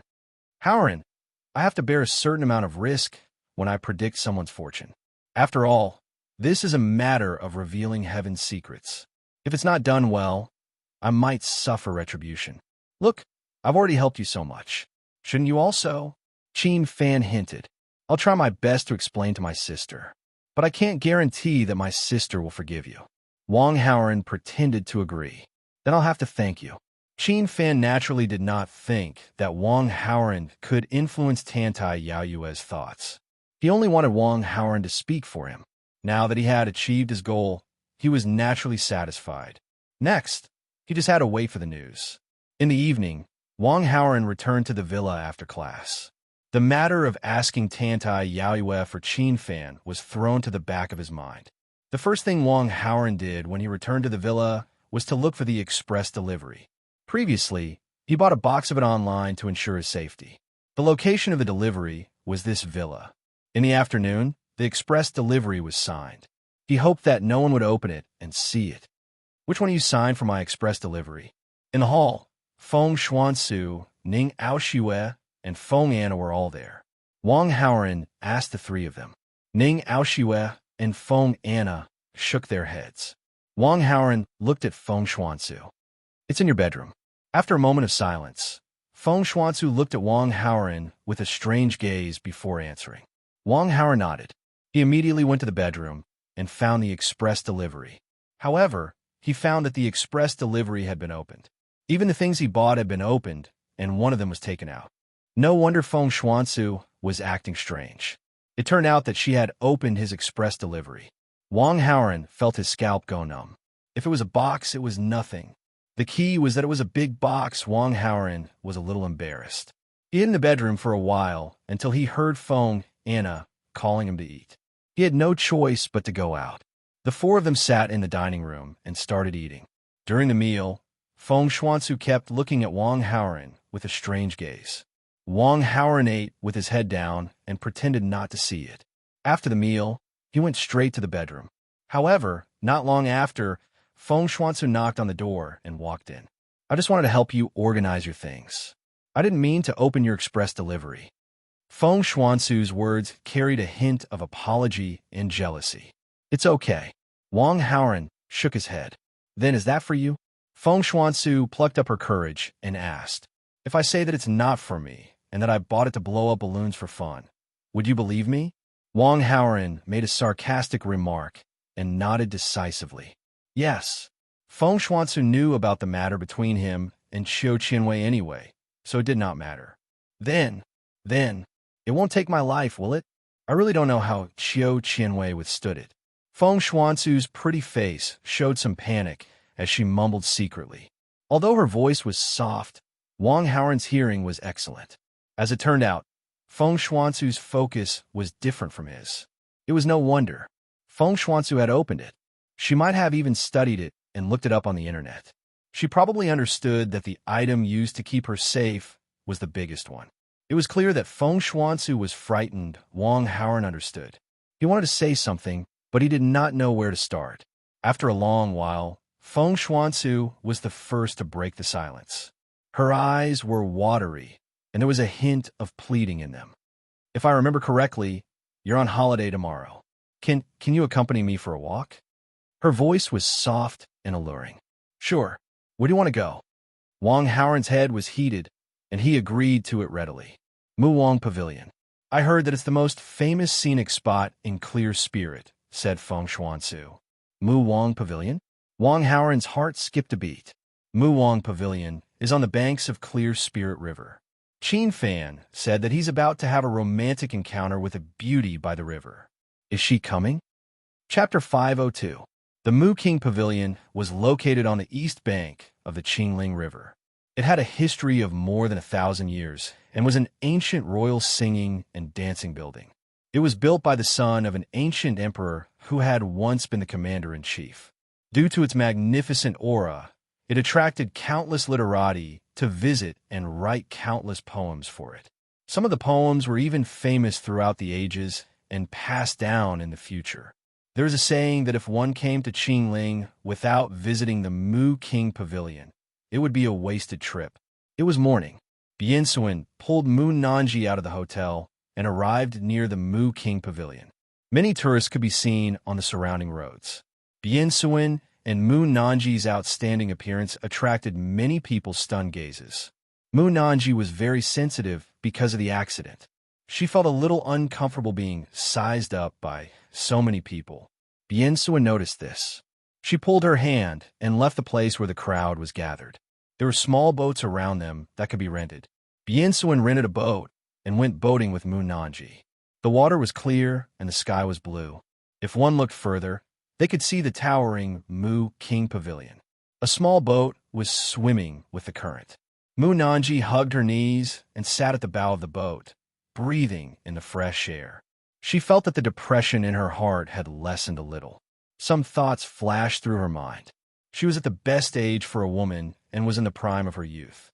When she was in the imperial capital, countless young elites pursued her, but she had never paid them any attention. This was not because she was pretending to be aloof, but because she really could not arouse the slightest interest in the affairs of men and women. If it was a topic about feng shui, she would be very interested. She had never even entertained the thought of being with a certain man in the future, or even marrying him. Whether she was innocent or not was not that important. Although it was a little hard to accept that such a thing had happened, it was not to the point where she could not forget it. Let the past be the past. There was no need to dwell on it. In this life, she only wished to have a greater breakthrough in feng shui. As for the rest, it was not important. After sorting out her thoughts, Mu Nanji's mood improved. She looked up slightly and saw Biansuan holding her phone with a smile on her face, taking photos of the surrounding scenery. After taking the photos, she immediately sent them out. Then, she happily held her phone and waited for a reply. But after waiting for a few minutes, nothing happened. Biansuan couldn't help but feel melancholy. Who on earth did you send the scenery you just took? Mu Nanji's mood improved a little. When she saw the change in Biansuan's expression, she wanted to chat with her, so she took the initiative to ask. Of course it's for my boyfriend. He should be on holiday today. I don't know what he's doing. He actually didn't reply to my messages, Biansu said with hidden bitterness. Mu Nanji had already guessed it earlier, so she was not surprised when she heard Biansu's answer. She just asked in confusion, Don't you think it's too silly to put all your joy and sorrow on a man? If the Lord is happy, I am happy. If the Lord is sad, I am sad. Isn't love like this? Don't you think this is a very romantic thing? How can he be an idiot? Biansu asked with a smile. When Mu Nanji heard this, the look of confusion on her face deepened. Biansuan knew she couldn't get through to her, so she could only smile and say, You'll understand when you meet such a person in the future. There won't be such a person, and even if there is, Mu Nanji said slowly. But before she could finish her sentence, she suddenly stopped, and a trace of pain flashed across her beautiful face. However, this pained expression only flashed for a moment before it disappeared. His expression became calm again as he continued to speak. You've only left the imperial capital for slightly more than a month, but I really feel like you've become a different person. Does the word love really have such a big influence on a person? Yes, the word love is really poisonous. Even I feel like I don't recognize myself anymore. But I still think that I'm pretty good like this, Biansuan said half-jokingly with a happy and sweet smile on her face. Mu Nanji shook her head inwardly. Wang Haoran parked his car by the roadside and checked the message he had just received. It was a short video sent by Biansuan. A tall building appeared in the video, and it looked vaguely familiar.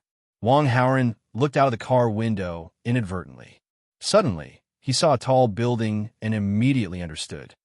Isn't that the Mu King Pavilion? Bien Suen is near the Mu King Pavilion? Wang Haoren's heart skipped a beat. He subconsciously looked at the breathtakingly beautiful Feng Xuansu in the passenger seat. Feng Xuansu thought that it was her first time coming out with her husband to play, and it was very ceremonial, so she deliberately put on exquisite makeup. It made her flawless face look even more alluring. When Wang Haoren turned his head to look, his gaze happened to meet Feng Xuansu's. A feeling of palpitating heartbeat uncontrollably welled up in his heart. He was stunned for a while. Feng Xuansu was secretly delighted when she saw his expression. She did not disturb him, but seeing that he was still in a daze, she could not help but ask, "Is this the Mu King Pavilion?" Wang Haoren woke up. He did not feel awkward at all because he was stunned. He said calmly, "This is it." The two of them got out of the car. The combination of a handsome man and a beautiful woman attracted the attention of many people around them. Wang Haoren ignored the gazes around him and slowly walked along the road towards the Mu King Pavilion in the distance. As he was afraid of bumping into Bien Suen, he walked very slowly. Feng Xuansu was not in a hurry. She quietly followed beside Wang Haoren. When they walked side by side, she would inadvertently touch his hand, hinting to him that he could hold her hand. However, what made Feng Xuansu resentful was that this guy did not seem to understand. What Feng Xuansu did not know was that Wang Haoren's attention was all on his surroundings. He was scanning with his X-ray vision. After scanning and confirming that it was safe, Wang Haoren heaved a sigh of relief. He took out his phone and secretly sent a message to Bien Suen. "This is the Mu King Pavilion, right? Are you alone or with Wei Wei and the rest?" "I'm not with Wei Wei and the rest. I'm with a good friend of mine in the capital." Bien Suen quickly sent a message. "Is it a man or a woman?" Wang Haoren knew, but he asked the obvious. Actually, it was mainly out of curiosity. Bien Suen asked who this female friend was. Bien Suen was the female lead, and her friend was most likely an important character. When Bien Suen saw the message, she naturally felt that her boyfriend cared about her. That was why he asked that. She was secretly delighted and sent a message. "What about the woman? What's her name?" Wang Haoren asked. "Her name is Moon Nanji. She's a female geomaster. She's very famous in the capital," Bien Suen answered truthfully. Chapter 503. Moonanji? Wang Haoren's heart skipped a beat when he saw the name mentioned in Bien Suen's message. After the incident that day, he had chatted with Xiao Wanwan and asked about the identity of the woman. Wang Haoren found out that the woman's name was Moonanji, and she was very close to Bien Suen. The person that Bien Suen mentioned was definitely the woman that Xiao Wanwan had tricked.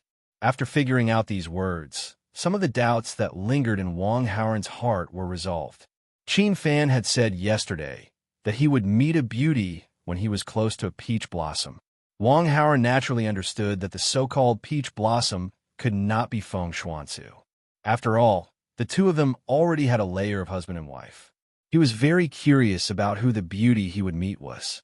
From the looks of it, it was most likely Moon Nanji. However, there was a big problem. Moon Nanji was with Bien Suen, and he had Feng Xuansu. If he met her, he would be in big trouble. Could this be considered a peach blossom? This was more like a shock. "Who are you texting?" Feng Xuansu asked curiously when she saw Wang Haoren fiddling with his phone. "My classmate," Wang Haoren replied without changing his expression. After that, he added, "A man." Feng Xuansu was secretly delighted. "Since you're in such a hurry to explain to me, it seems like you care about me a lot. Why are there so many ancient clothing stores here?" As they walked, Feng Xuansu caught a glimpse of some shops by the side of the road. It's just a common phenomenon in scenic spots. They provide clothes for tourists to take photos. They're making money from tourists. Wang Haoren knew that Feng Xuansu had stayed in Fengxi Mountain for a long time and felt that the phenomenon in the city was a little strange. That was why she asked, "Is it very expensive?" Feng Xuansu's gaze stopped at the clothes in the shops. "Money is a small matter. If you're interested, you can give it a try." Wang Haoren could see through her thoughts. There were some tourists around the Muang Pavilion scenic spot, and there was no lack of people in ancient clothes wandering around. It was nothing strange. Then let's go together, Feng Xuansu suggested. Okay, Wang Haoren agreed. If he changed his clothes, if he met someone he knew, it wouldn't be so easy to recognize him. Wang Haoren glanced around and walked into a shop that looked more luxurious. The ancient clothes sold in these shops varied in quality. Those of inferior quality looked strange and uncomfortable to wear. He didn't lack money, so he naturally wanted to choose clothes of good quality. The clothes in the store could be rented or bought. God knows how many times those rented clothes have been worn by others. Wang Haoren naturally chose to buy new clothes. There were all kinds of clothes in the shop, and there were even dragon robes. However, the dragon robe was too silly to wear, so he didn't want to wear it. He casually looked around and chose an ancient scholar outfit that suited his temperament. He even paired it with a square hat and a folding fan. He wore a square hat to cover his short hair, so he didn't look that out of place. The folding fan could be used to cover one's face at critical moments to avoid being recognized by acquaintances. It was very practical. Feng Xuansu chose a light pink hairpin dress. The two changed their clothes in the changing room in the shop. After Wang Haoren paid the bill, he walked out of the shop with Feng Xuansu. Feng Xuansu had just walked out of the shop when she suddenly stopped. She turned in circles on the spot, and the hem of her dress fluttered slightly before slowly falling down. Does it look good? That dazzling look made Wang Haoren's heart burn. Just as he was about to answer, he suddenly heard the sound of a car losing control and crashing into the roadside guardrail. He turned around and found that the male driver couldn't care less about the car.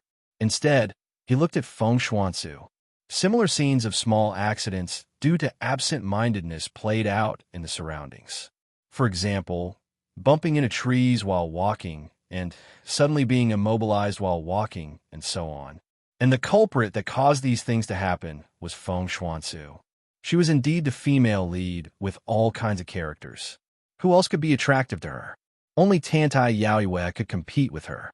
Wang Haoren sighed inwardly, and then he felt refreshed, because this femme fatale beauty in front of him was his wife. No, according to Feng Xuansu, she should be called his wife. Speaking of which, the matter with Feng Xuansu had been delayed for a long time. Should be put on the agenda, but how could he confirm his relationship with her without causing a fire in his backyard? Pretending to sleepwalk in the middle of the night and then waking up the next day to deny it? Yes. Wang Haoren put away his thoughts and replied to Feng Xuansu. So perfunctory. I don't think you think I'm that good-looking. Feng Xuansu looked very bitter. Is this still perfunctory? Do you want me to tell you that my blood is boiling and I'm indomitable? Wang Haoren secretly complained. He bowed and pointed in the direction of Mu Wang Pavilion. Let's go over there and take a look. Not long after the two of them left the clothing shop, Bian Suin and Mu Nanji, who had finished rowing, came to the shop that Wang Haoren had just visited.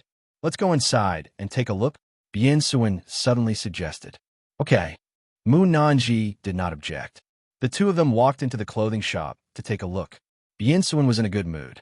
She wanted to change her clothes and take some photos as a memento.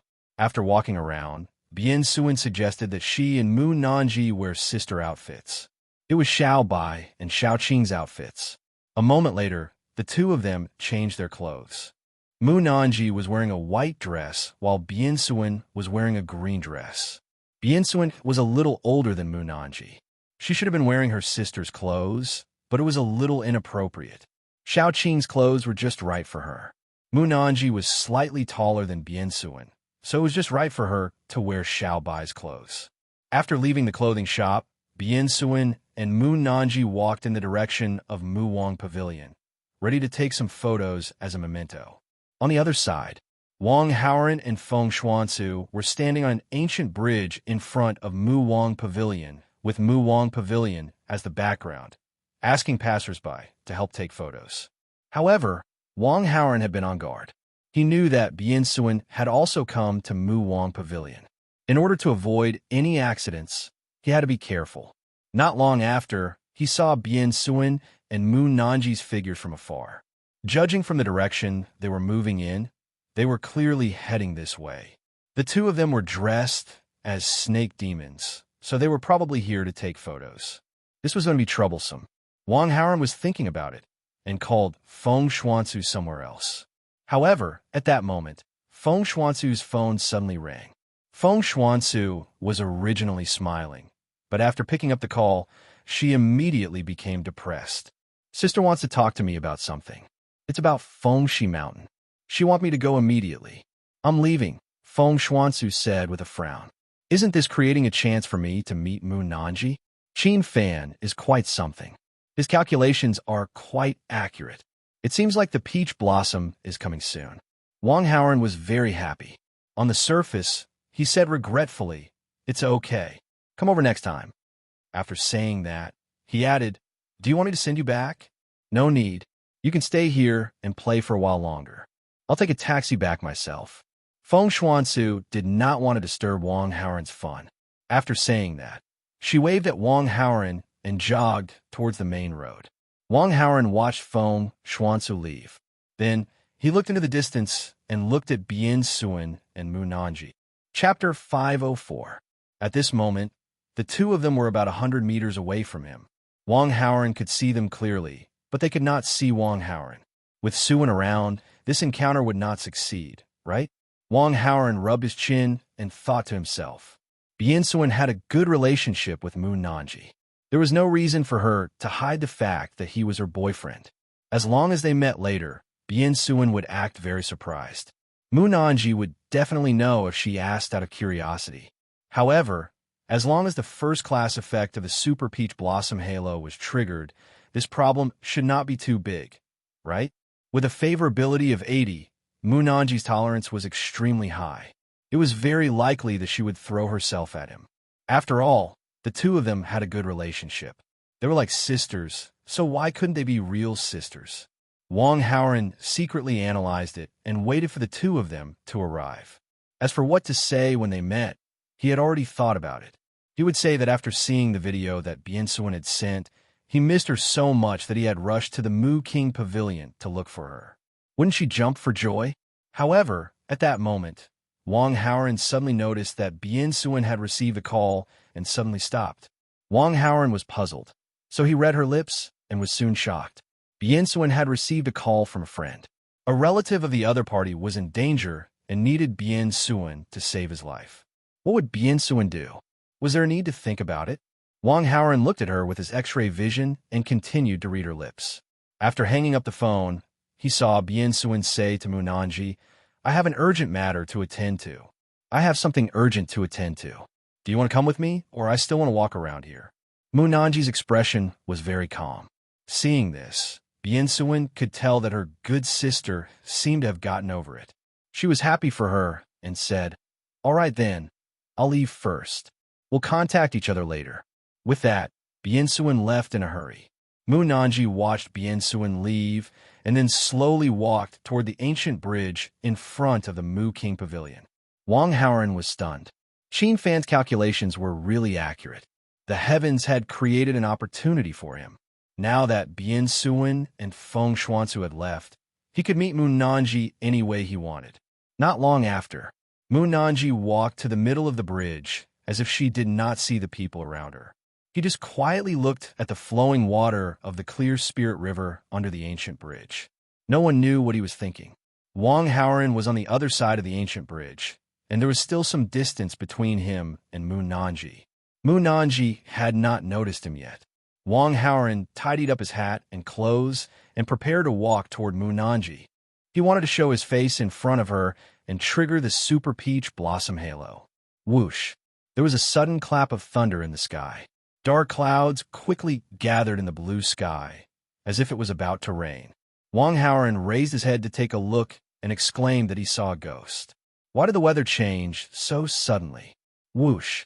Raindrops fell from the sky, and in the blink of an eye, the dry ground was wet. Wang Haoren instinctively wanted to find a place to hide from the rain first before meeting Mu Nanji. However, he suddenly realized that Mu Nanji was standing still on the ancient bridge, allowing the rain to fall. His white clothes were quickly drenched, but he remained unmoved. The tourists in the open world all hugged their heads and prepared to find a place to hide from the rain. Only one or two tourists with umbrellas did not panic at all. But speaking of which, the umbrellas were not meant to be used as rain belts, but as props for ancient photos, ancient oil paper umbrellas. Wang Howren dismissed the idea of hiding from the rain and walked toward a girl holding an oil paper umbrella. The girl only thought that she had met love, so she excitedly held the umbrella and took shelter from the rain with Wang Howren. Unexpectedly, Wang Howren took out a stack of red notes and offered to buy the girl's umbrella. The girl was sad for a moment, but she still agreed to sell the umbrella to Wang Howren. Wang Howren took the umbrella and walked toward Mu Nanji, who was standing on the ancient bridge in the rain. As he walked, he caught a glimpse of Mu Nanji's white clothes and then lowered his head to look at his scholar outfit. A strange feeling arose in his heart. Why did this feel like Su Xian's encounter with Lady Whitesnake? However, this was not important. What was important was that they met by chance. Wang Howren quickened his pace and walked to Mu Nanji's side, holding the umbrella to shelter her from the rain. Mu Nanji originally maintained her posture. Her eyes were closed tightly, and her beautiful face was slightly raised, allowing the rain to hit her body. It was as if she wanted to wash away the impurities in her body and soul.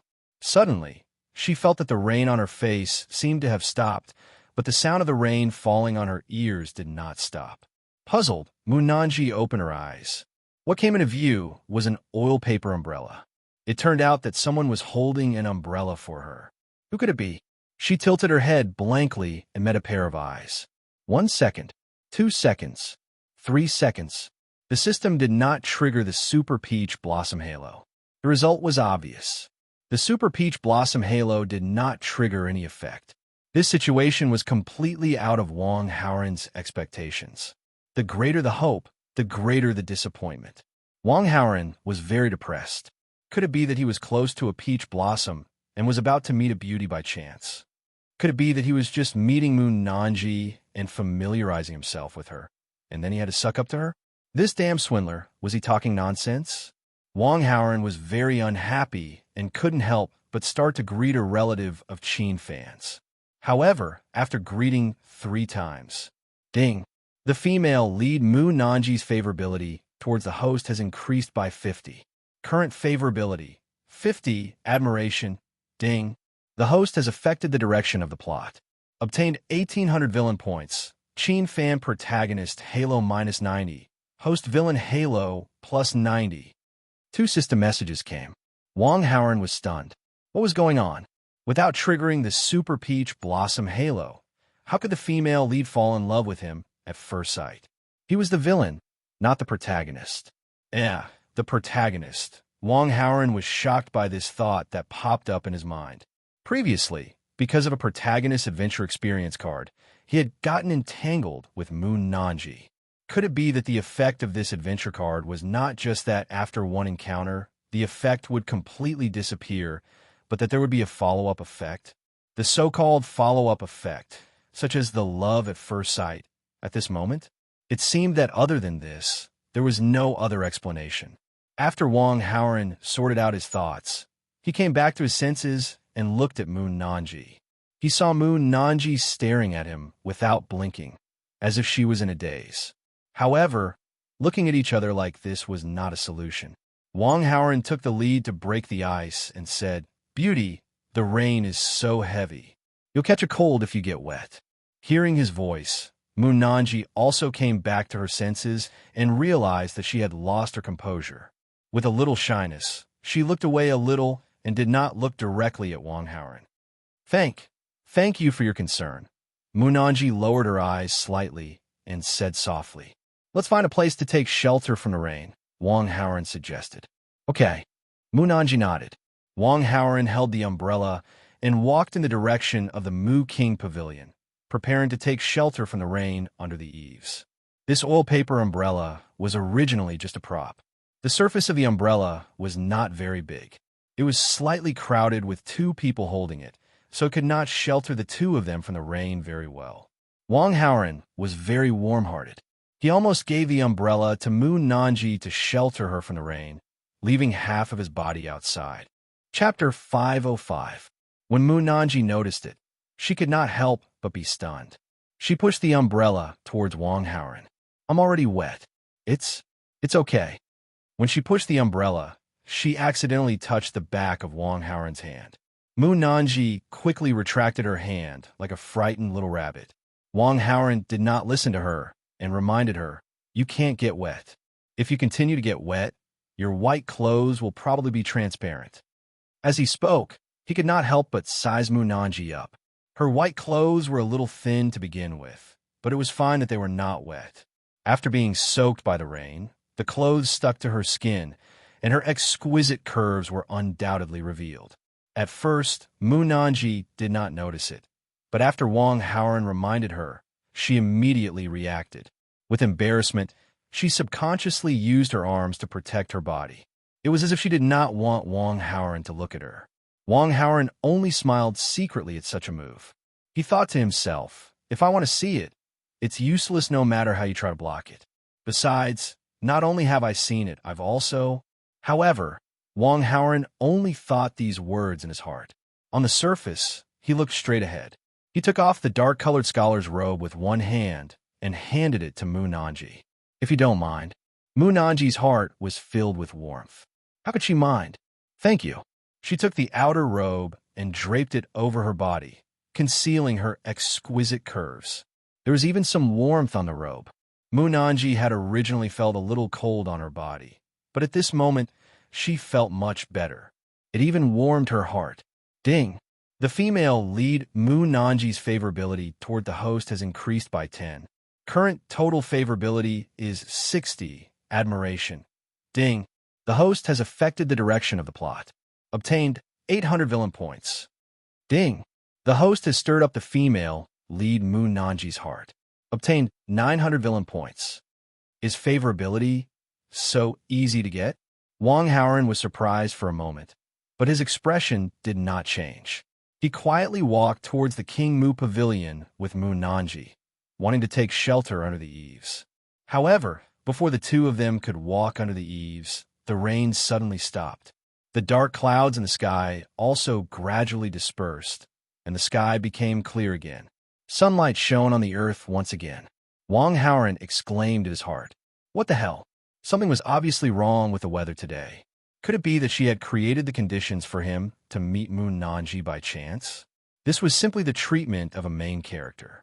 Come to think of it, the relationship between Mu Nanji and him was indeed the main character. Otherwise, how could a villain like him make the female lead fall in love with him at first sight without triggering a halo? What a strange weather, Mu Nanji muttered to herself. Wang Haoren put away the umbrella. "You're wet from the rain. You'd better change your clothes quickly." "I have some clothes in a store over there," Mu Nanji said as she pointed in the direction of the store where she and Bien Su had bought clothes. "Then let's go together."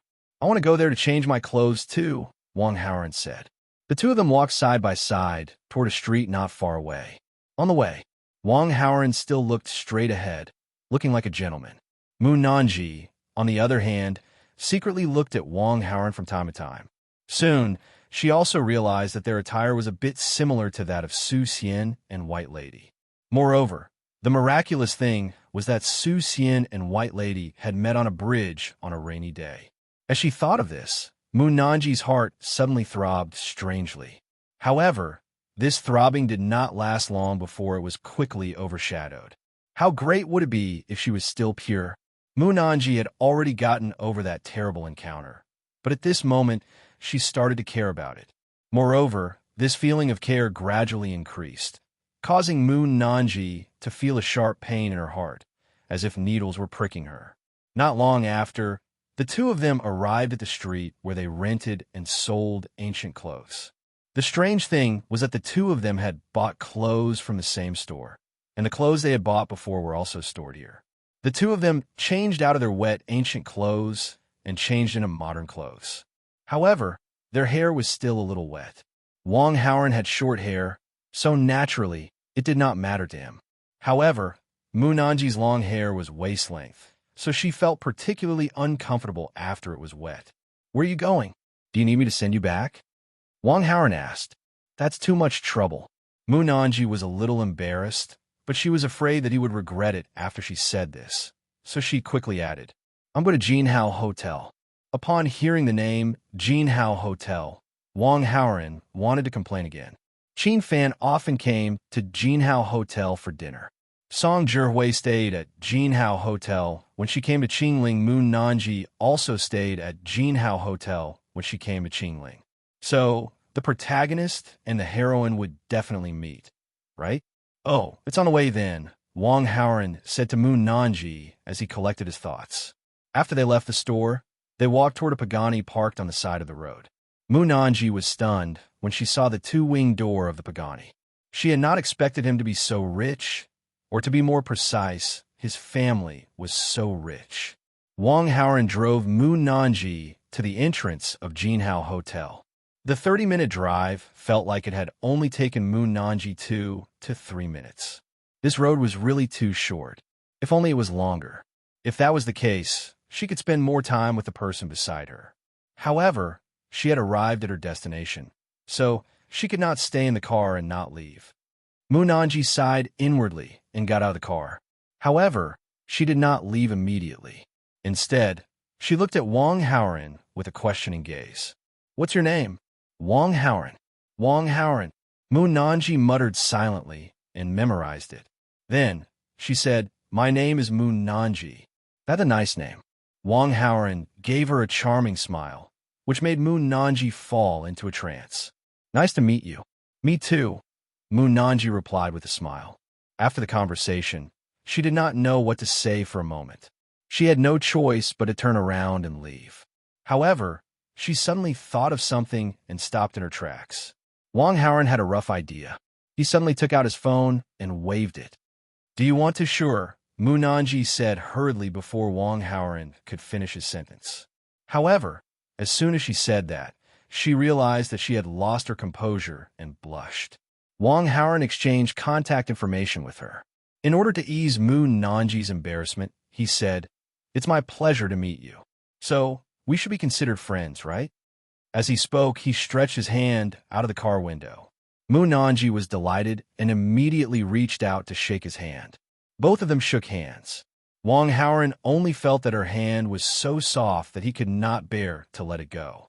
However, he only touched it briefly and did not feel in detail. Can you give me your umbrella?"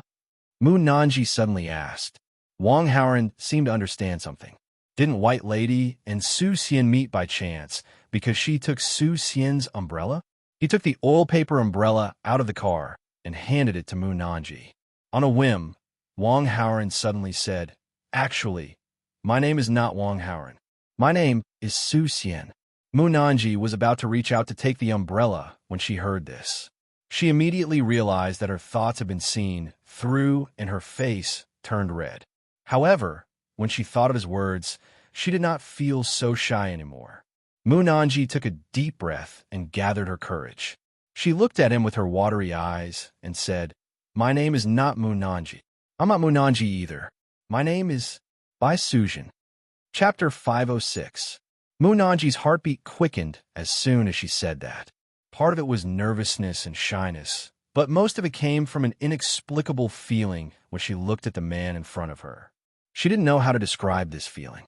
If she had to describe it, perhaps this was the wonderful reaction of love. Moon Nanji had never experienced this before, so she didn't know if this counted as love. She just met his gaze. Everything around them seemed to have frozen. Only the man and woman with their eyes intertwined were left. After some time, the two of them suddenly looked at each other and smiled. This is probably the confirmed look, right? Wang Haoran thought to himself. At the same time, he was the first to break this beautiful silence. "Are you free tonight?" "Huh."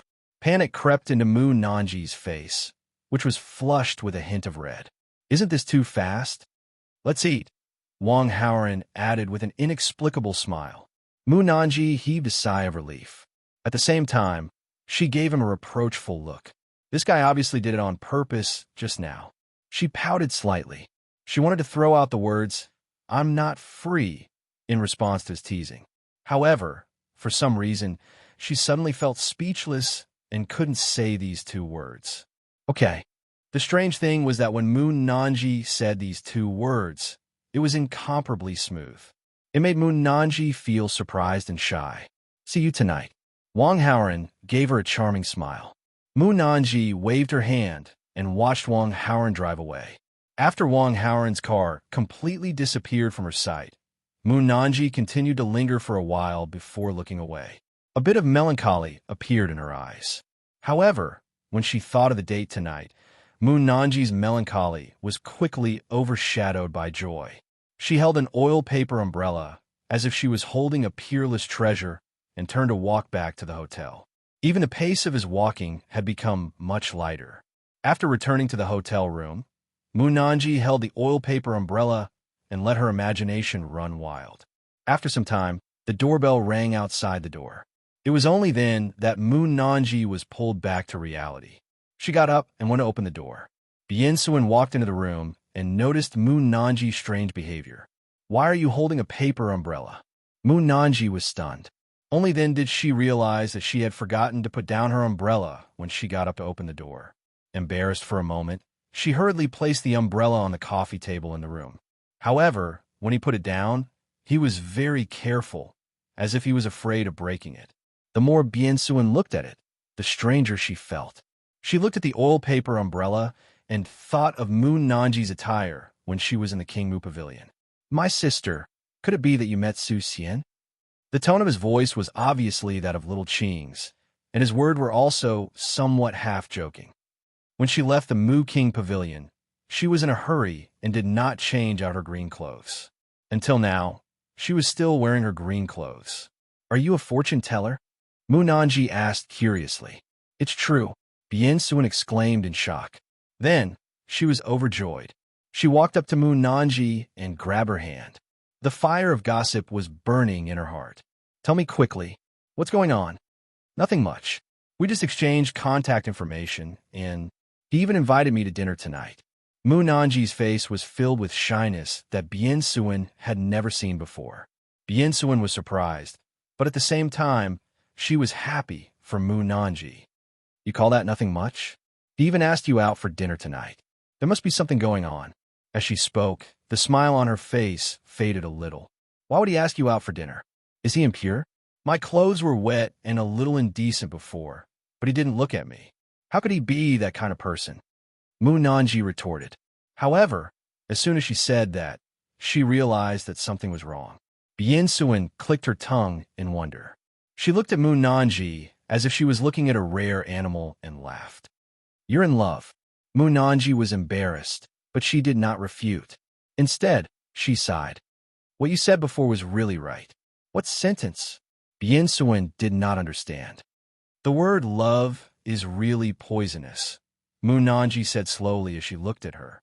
Bien Suen was stunned, but she could empathize with Mu Nanji. She did not laugh at her anymore. Instead, she said sincerely, "Congratulations." "It's still too early to say that." Mu Nanji suddenly sighed. She was a little worried about her gains and losses. Bien Suen saw it, and she could vaguely guess what her good friend was worried about. "It's not your fault. Why do you have to punish yourself with someone else's mistake?" Bien Suen comforted her. "You're right, but I'm not complete." Mu Nanji frowned. "If that person likes you, he won't care about this at all.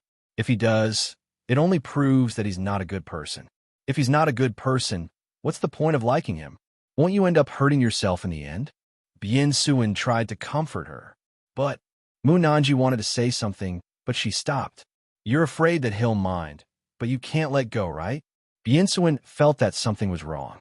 Her good friend had just met that person today, right? Why would she care to this extent? She was really curious.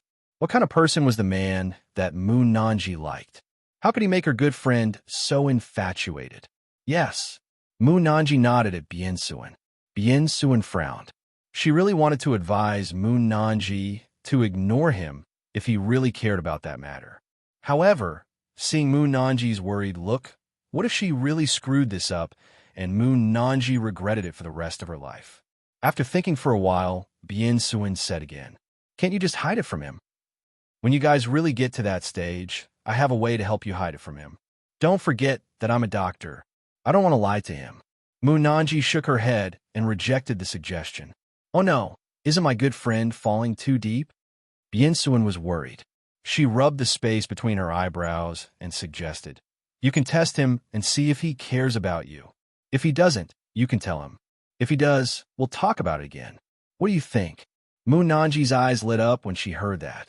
Bien Suin observed Moon Nanji's expression. Naturally, she saw that Moon Nanji was moved. She continued, if you think it's feasible, you should do it as soon as possible. It's best if you test him out during dinner tonight.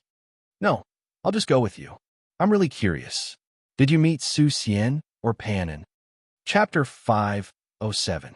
I don't care if it's Su Xian or Panin. I'm already nervous enough. If you go with me, I'll be even more nervous. Moon Nanji quickly waved her hand when she heard Bien Suin's suggestion.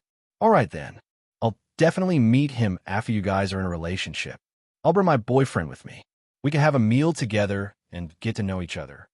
Bien Suin did not insist. Thank you for your kind words. If everything goes well, I'll definitely meet him, Moon Nanji said. Bien Suin was curious about the man Moon Nanji liked, and Moon Nanji was also curious about Bien Suin's boyfriend. Moon Nanji, of course, would not object. They would meet after she was no longer single.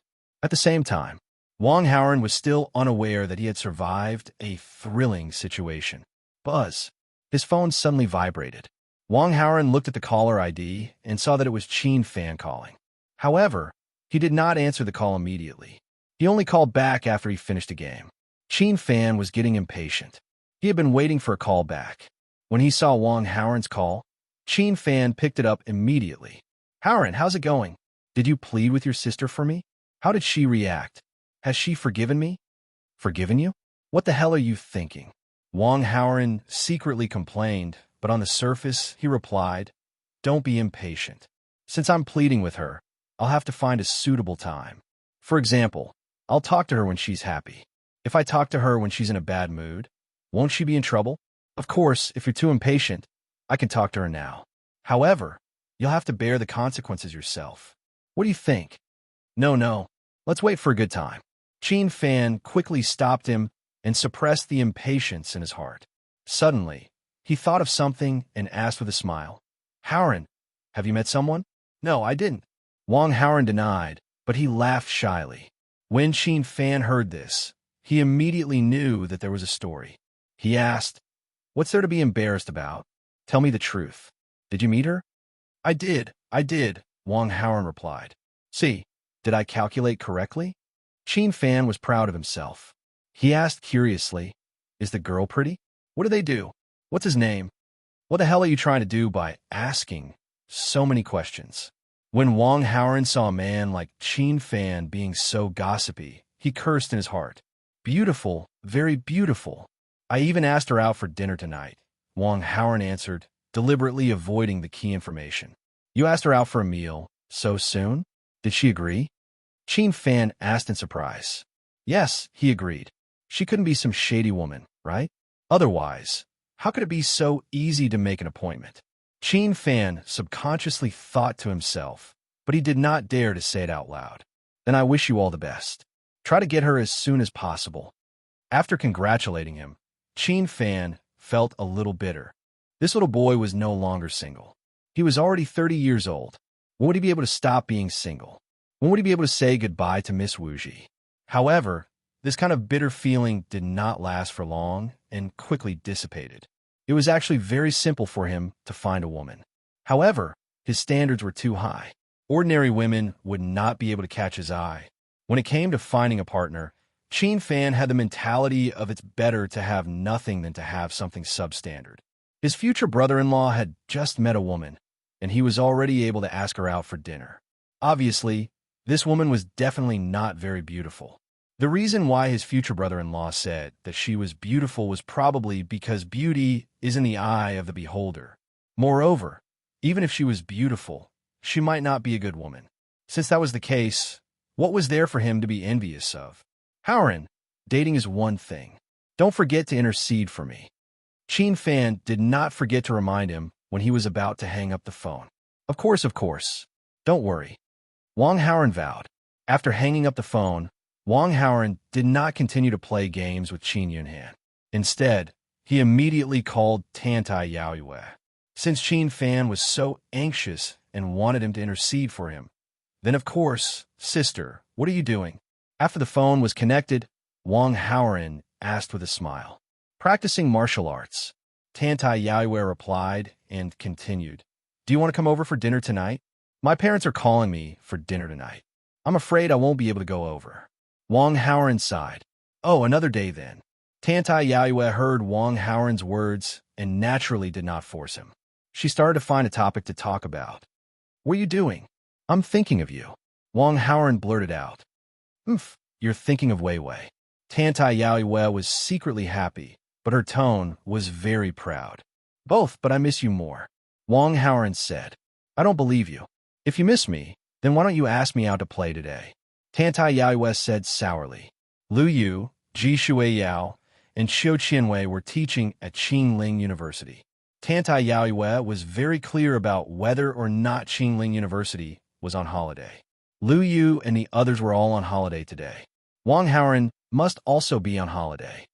Exams are coming soon. I'm studying at home. Otherwise, I would definitely ask you out. Wang Haoran said seriously. Exams. Hearing this reason, Tantai Yaoyue did not continue to argue. She couldn't possibly ask Wang Haoran to stop studying and go out with her, could she? If she did that, that would make her girlfriend seem unreasonable. Then when you're free, you must find me. Tantai Yaoyue said. Of course. Wang Haoran agreed. He immediately changed the topic and said seriously, Sister, although that Qin fan is your master, but he said your name and did such a disgusting thing. It can be seen that this person's character is extremely bad. You must not forgive him. He is my master after all. He taught me. Tantai Yaoyue sighed. When she first knew about this matter, Tantai Yaoyue was very angry and wanted to break off her relationship with Qin Fan. However, Qin Fan was the one who had taught her all her skills. How could the kindness of teaching be erased so easily? Why aren't you talking? Tantai Yaoyue saw that Wang Haoran did not speak, so she asked nervously. Wang Haoran did not speak, but purposely breathed more heavily. Tantai Yaoyue was nervous and quickly said, Okay, I'll listen to you. I won't forgive him. Are you satisfied now? I'm doing this for your own good. I'm afraid that Qin Fan will have designs on you. Wang Haoran said, I understand, but your worries are unnecessary. I'm already yours. My heart is also yours. What's there to worry about? Tantai Yaoyue snorted. I only agree with half of your words. Last time I thought you were Wei Wei. That doesn't count. Wang Haoran said. Chapter 508. Hearing Wang Haoran's words, Tantai Yaoyue was both embarrassed and annoyed. She still kept that bedsheet with plum blossoms on it. That was irrefutable evidence. How could not count? It was just that she wasn't so thick-skinned to argue with Wang Haoran about this kind of thing. And perhaps because she had such an encounter before, she wasn't very resistant to it. Instead, she was looking forward to it. But she was too embarrassed to express this thought. It's not impossible. Let's see what you're capable of. Tantai Yaoyue responded to Wang Haoran's words with some reserve and some arrogance. Wang Haoran thought for a moment, but he felt that Tantai Yaoyue wasn't referring to that. So he asked, What ability? Tempting me, Tantai Yaoyue said. Wang Haoran suddenly understood. Tantai Yaoyue wanted him to flirt with her. If she couldn't help herself, he would be able to do whatever he wanted. What a good idea. She was really something, but this was clearly a difficult problem for him. But it was indeed an interesting challenge. Then you wait, Wang Haoran said. Okay, I'm just afraid that you won't be able to flirt with her.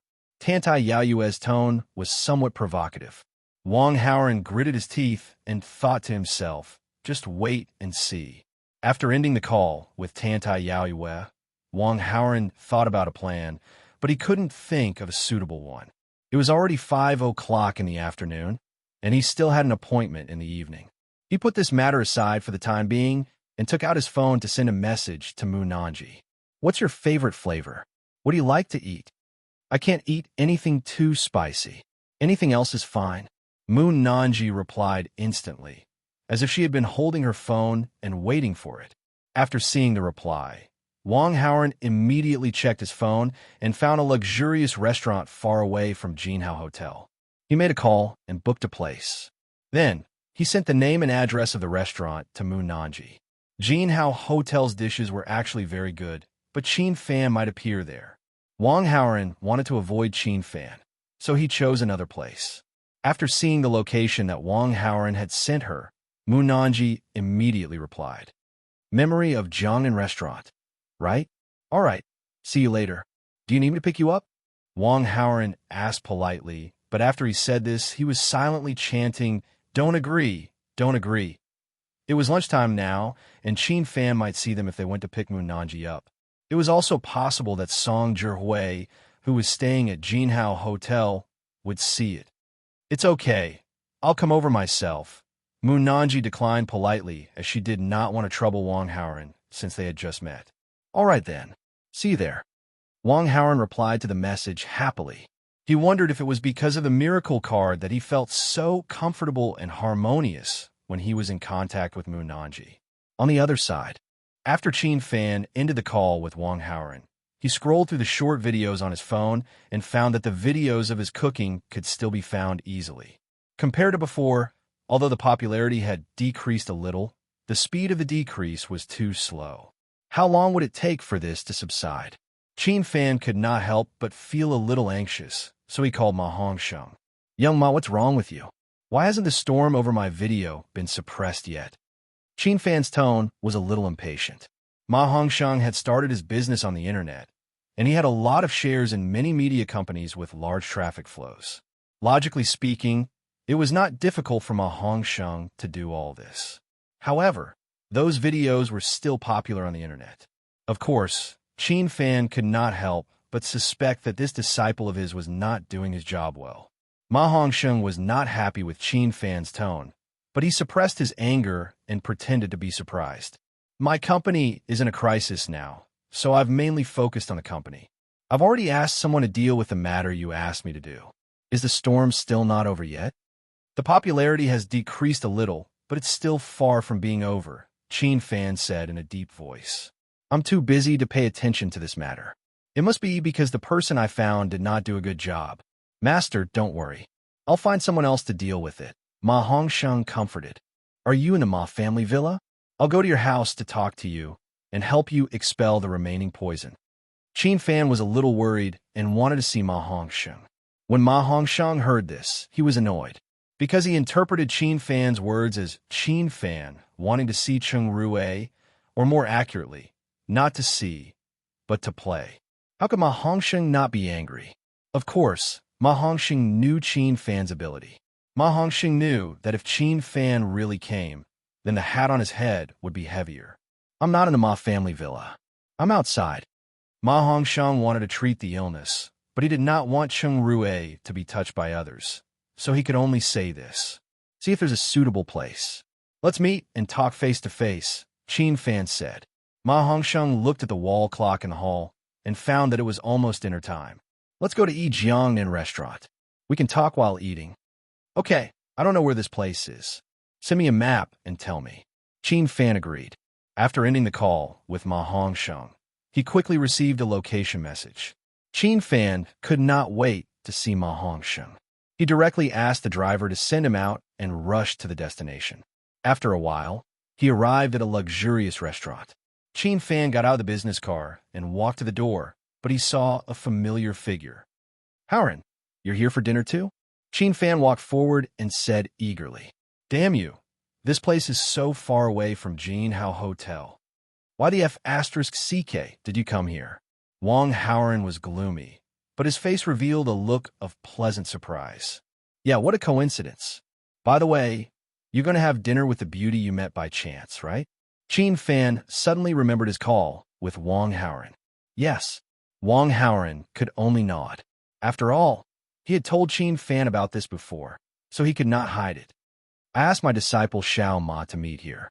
After I'm done talking with him, I'll come and find you," Qin Fan said excitedly. "Why don't you just say that you want to see what the woman I'm dating looks like?" How could Wang Haoren not understand Qin Fan's thoughts? After hearing his words, he immediately complained in his heart. Wang Haoren did not answer. He was thinking about whether to eat with Mu Nanji at another place. But after thinking about it, he was a little unhappy. Since Qin Fan was curious, why not give him a surprise? Wang Haoren suddenly had this idea. Mu Nanji was one of the female leads, so Qin Fan definitely had feelings for her. It was just that his feelings might not be as strong as his feelings for Tantai Yaoyue. If Qin Fan knew that the woman he was dating was Mu Nanji, what kind of expression would Qin Fan have? It would definitely be exciting, right? After all, Qin Fan thought that this peach blossom of his was because of his guidance. Giving him pointers, he managed to woo the female disciple that he liked. How would he feel? Chapter 509. With this thought, Wang Haoran had the urge to give it a try. Qin Fan would definitely be jealous that he had gotten Mu Nanji's heart, but he might not necessarily plot against him. He was the main character in this matter with Mu Nanji. Plus, he had the aura of a villain, so it would not be so easy for him to get into trouble. Besides, his current strength was not low. Although he could not defeat Qin Fan, he was not that weak. Besides, if Qin Fan wanted to get Tantai Yaoyue's forgiveness, he would need to rely on him. After sorting out all these, Wang Haoran's worries were almost all gone. He had made up his mind. Seeing that Wang Haoran did not answer for a long time, Qin Fan thought that he was embarrassed, so he laughed and said, "What's wrong? I'm your matchmaker. Am I not welcome?"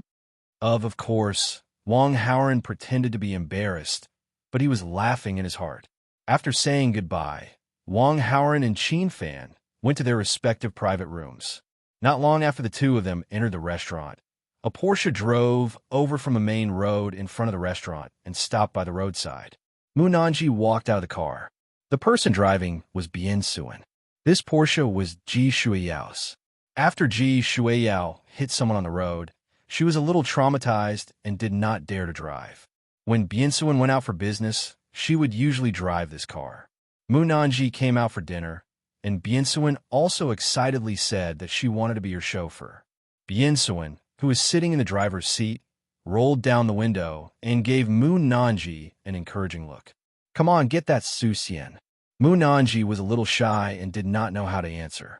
She glanced at Bian Suan and walked into the restaurant. After asking the waiter, she went to Wang Haoran's private room. Mu Nanji played with a few strands of hair on her snow-white and delicate cheeks. She pushed the door open and walked in nervously. "Miss Bai, please take a seat." Wang Haoran smiled. He pulled out a chair opposite him and gestured for Mu Nanji to sit down, looking very gentlemanly. When Mu Nanji heard the title Miss Bai, she was stunned for a moment. Then, she quickly came back to her senses and sat down on the stool Wang Haoran had pulled out. She gave him a shy and sweet smile and replied very cooperatively, "Thank you, young Master Su." At this time, a waitress came in and handed out the menu. "What would you like to order?" Wang Haoran gestured at Mu Nanji to let her order. Mu Nanji didn't refuse and took the menu graciously. She flipped through the menu with her slender fingers, and her beautiful eyes scanned the dishes. She ordered a steamed turbot and a seasonal vegetable. Then, he passed the menu to Wang Haoran. Wang Haoran didn't look at the menu. The two dishes Mu Nanji ordered were very cheap. Of course, it was cheap compared to the other dishes in this restaurant. In fact, the dishes in this restaurant were not cheap at all. Even if they chose the cheaper dishes, it would cost at least 1,000 or 2,000 yuan for a meal. "Do you have any specialty dishes here that you can recommend?" Wang Haoran covered the menu and asked the waitress. "Sir, do you know about our restaurant's Mandarin duck stew? This is one of the main dishes of our restaurant. Many couples who come to our restaurant will order this dish," the waitress recommended. Wang Haoran smiled. He didn't need to flip through the menu. He could still see the dishes clearly. He could see what the specialty dishes were on the menu. The reason why he didn't order directly but asked the waitress to recommend the dishes was to guide the waitress to say this sentence. After Mu Nanji heard it, she opened her mouth to explain that the two of them were not a couple. However, before she could say anything, Wang Haoran beat her to it. "Then let's have a Mandarin duck stew." "Yes, sir." The waitress was overjoyed. She thought that the two of them were really a couple and then recommended some couples' dishes. Wang Haoran ordered all of them. "That's enough. That's all." Mu Nanji felt that they couldn't finish it, so she quickly stopped him. "Then let's order these first. If it's not enough, we'll order more," Wang Haoran said. The waitress recorded the names of the dishes and sent the order to the kitchen through a special electronic device. She glanced at the handsome man and beautiful woman and couldn't help but say, "Sir, you're so good to your girlfriend." Mu Nanji's snow-white cheeks flushed red. She lowered her head slightly and pursed her lips without saying anything.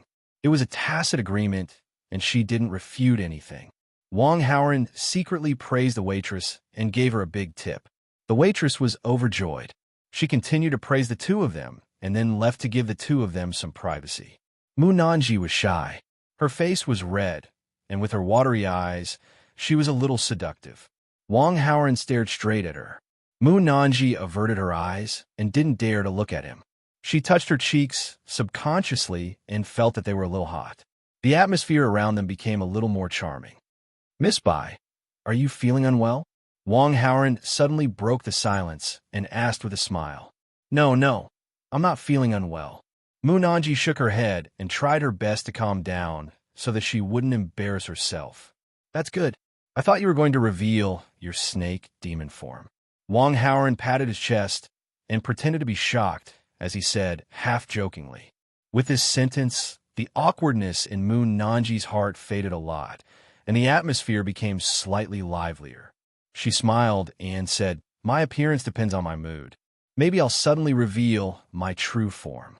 Young Master Su, you have to be prepared. You'd better not, Miss Bai. If you scare me to death, who will you marry in the future?" Wang Haoran's tone gradually became a little presumptuous. Mu Nanji had never joked like this before. She suddenly panicked and felt that she couldn't take it anymore. "Stop joking. I'm not Bai Suzhen, and you're not Su Xian."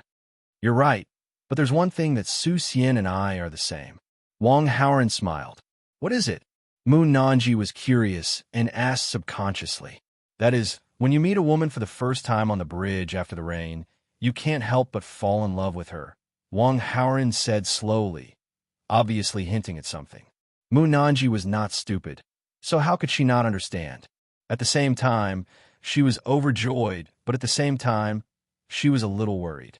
The two emotions intertwined, and Mu Nanji was a little worried about her gains and losses. "What do you think we should do?" Wang Haoran stared at Mu Nanji. If he hadn't met Qin Fan, he wouldn't have been so anxious. However, Qin Fan was too curious and insisted on coming to take a look. Wang Haoran wanted to give Qin Fan a critical blow, so he started to flirt with Mu Nanji. At this point, Mu Nanji had no choice but to respond. She really wanted to say that she was also like Wang Haoran and fell in love with him without any restraint. However, she had concerns in her heart, so she didn't respond immediately. Instead, she asked tentatively, "Aren't you going to ask me what kind of experience I have in the past?" Wang Haoran was puzzled by Mu Nanji's intention, but he didn't take the opportunity to ask Mu Nanji what kind of experience she had in the past, because it would be too stupid to ask such a question. Besides, he had already taken away the most important thing to Mu Nanji. What was the point of asking about her experience in the past? Chapter 510. Everyone has a past. "I don't care about that," Wang Haoran said generously. Mu Nanji was secretly happy, but she still wanted to make it clearer so that he would not be disappointed in the future. She took a deep breath and said, "I used to have an ex-boyfriend. We lived together for a while." That fact was a little difficult to talk about, so Mu Nanji used another way to convey her incomplete information. After Wang Haoran heard it, he naturally understood that Mu Nanji was lying. After all, he knew very well what he had done. Moreover, as the female lead, how could Mu Nanji escape the setting of a female lead's first love? However, Mu Nanji obviously had other intentions when she said that. Wang Haoran thought for a moment and soon understood. She was lying to give herself a warning. Everyone is not perfect. I like you, so naturally, I will accept your imperfections. Wang Haoran stared at Mu Nanji affectionately. You really don't care that I'm not that? Mu Nanji was a little incredulous. Why should I care? Am I jealous of myself? Wang Haoran muttered to himself, but the affection on his face did not diminish at all. His tone was sincere. Of course I don't care. The worries in Mu Nanji's heart were suddenly swept away, and she was suddenly happy. Ding! The female lead Mu Nanji's favorability towards the host has increased by 10. Current favorability is 70, undying affection. Ding! The host has influenced the direction of the plot. Received 2,000 villain points, Qin Fan's protagonist aura -100, host villain aura +100. Was this really the treatment of a protagonist? Was it so easy to gain favorability? Wang Haoren was secretly surprised for a moment. I also have a past, actually. He wanted to say something, but stopped. Mu Nanji stretched out her hand and placed it on his lips to stop him from continuing. I don't care either, no matter what kind of past you have. You have to remember that you don't want to listen, not that I don't want to say it. Wang Haoren thought to himself. She had said that just now because she wanted to give Mu Nanji a heads up so that she would have an excuse if things got out in the future. Of course, if Mu Nanji had really wanted to know, Wang Haoren would not have said that he had exposed himself. At most, he would have said that he had an ex-girlfriend. At this moment, the dishes were served. After the two of them opened their mouths, the atmosphere instantly became much more relaxed and comfortable. After the dishes were served, the two began to eat. There was no one else in the private room. During the meal, the two of them frequently interacted with each other verbally. If there were other people around, they would probably be fed dog food until they died. In another private room, Qin Fan also met Ma Hongsheng. Little Ma, you said that your company is facing a crisis, but why haven't I heard anything about it online? Qin Fan asked Ma Hongsheng as he ate. Due to the disturbance caused by the crafting video, he didn't go out except for eating. He went online or played games to pass the time. Ma Hongsheng's business was huge. If there was a crisis in the company, there would at least be some news online. However, Qin Fan went online every day and didn't see any related news. Naturally, he felt that it was a little strange. Only a few core members know about the crisis in the company. It hasn't been spread yet, and I don't know how long it can be kept a secret. Ma Hongsheng was a cunning old fox. He didn't panic at all when he was found out. Instead, he explained with a worried face. Oh, I see. Although Qin Fan had many skills, compared to an old fox like Ma Hongsheng, he was still a lot worse. He didn't realize that Ma Hongsheng was lying at all. Hurry up and calm down the disturbance on the internet. Qin Fan went straight to the point. Master, don't worry. The person I found this time is very reliable, Ma Hongsheng said with a serious face. The disturbance caused by Qin Fan's crafting video had been fermenting for some time because of him adding fuel to the fire. Even if the disturbance subsided, Qin Fan's popularity wouldn't drop much. Qin Fan would still be laughed at when he walked out of the door. Ma Hongsheng's goal of embarrassing Qin Fan had been achieved. Naturally, there was no need for him to add fuel to the fire. Taking the opportunity to calm down the disturbance, he could also appease Qin Fan and gain his trust. After he had completely cured his illness, it would be the time to find an assassin to kill Qin Fan. Come, let's have a drink. Qin Fan didn't know what the old fox in front of him was thinking. He picked up a small glass of wine and wanted to have a drink with Ma Hongsheng. Master, let me toast you. Ma Hongsheng smiled and raised his glass. After a clear, clinking sound, the two of them drank the red wine in their glasses. Ma Hongsheng picked up the wine bottle and poured more wine for Qin Fan. Buzz! The phone on the table suddenly vibrated. Qin Fan picked up the phone and saw that it was a message from Wang Haoren. There was a private room number on the message. After Qin Fan saw it, he smiled knowingly and stood up. My future brother-in-law is also eating here. I'll go and have a look. I'll be back soon. After saying goodbye, Qin Fan left the private room. I never drink. Mu Nanji looked at the glass of red wine that Wang Haoren handed to her and quickly waved her hand. The alcohol content of this red wine is very low. You won't get drunk. Besides, red wine is good for your skin, so just drink a little. After all, this is our first date. There should be some ceremony, right? Wang Haoren said enthusiastically. All right then. Mu Nanji didn't want to be a wet blanket. She nodded and clinked her glass with Wang Haoren's. Then, she picked up the glass and took a sip. Wang Haoren, on the other hand, raised his head and drank the whole glass of red wine in one breath. After finishing one cup, he quickly filled another cup and downed it all. You'll get drunk if you keep drinking like this. Mu Nanji quickly stopped him. I'm in a good mood today. Don't stop me. I want to drink more. Wang Haoren ignored her and poured another glass of red wine. Halfway through the meal, he suddenly ordered a bottle of red wine. It was not to create a romantic atmosphere, but to get drunk so that he would have an opportunity to attack. At the same time, he also wanted Moon Nanji to not be too resistant and reluctantly cooperate. After drinking a few glasses of wine, Wang Haoran pretended to be a little drunk. He looked at Moon Nanji with misty and passionate eyes.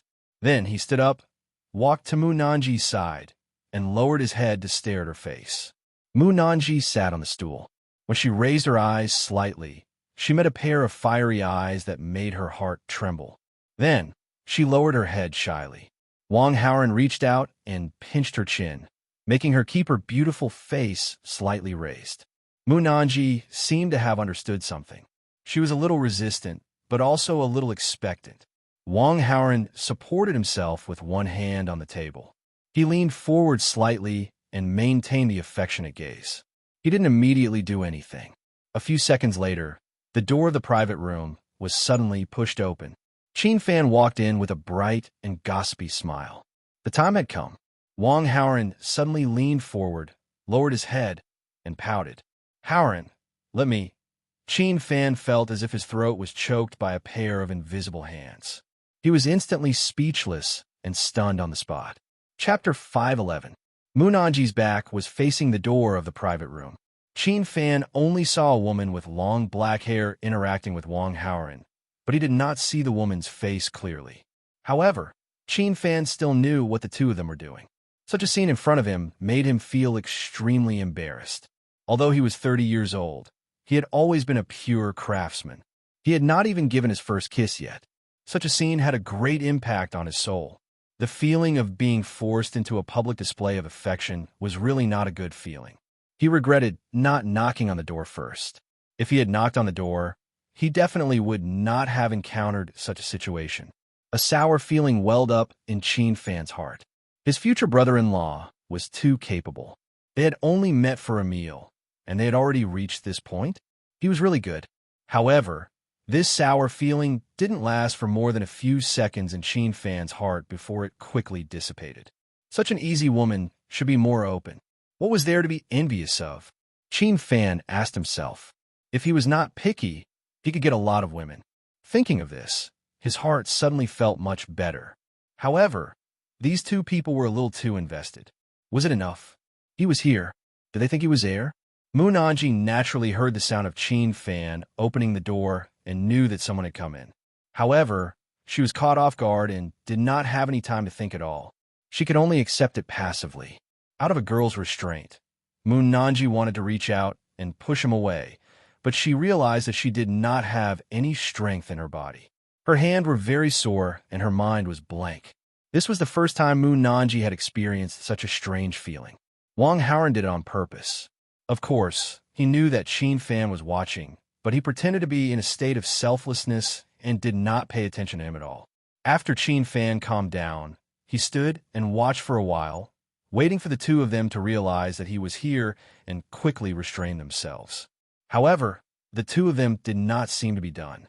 Qin Fan immediately wanted to turn around and leave, but he was curious about the woman who was dating his future brother-in-law.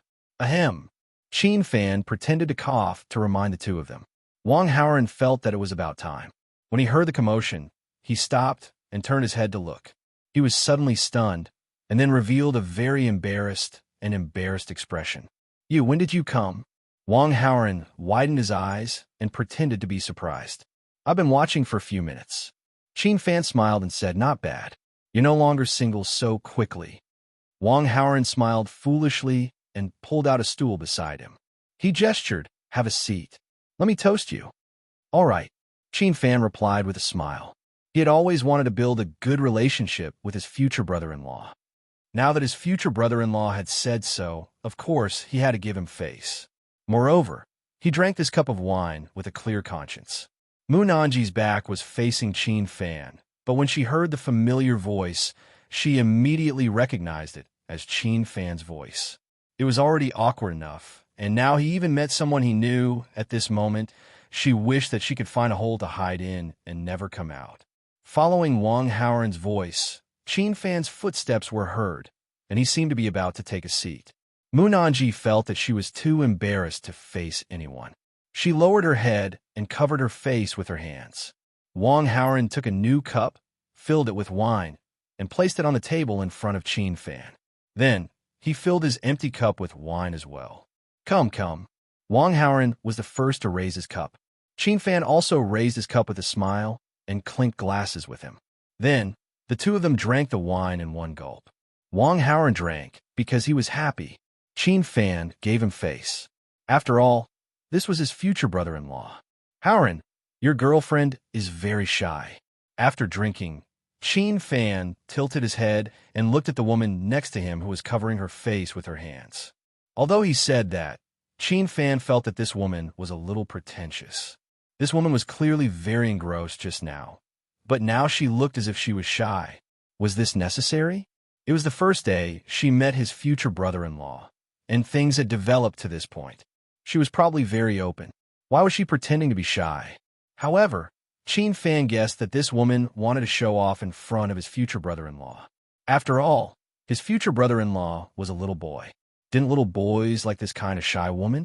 She is quite shy. Wang Haoran smiled in response to Qin Fan. Then he said to Mu Nanji, "This is my friend. This is my friend. Let me introduce him to you.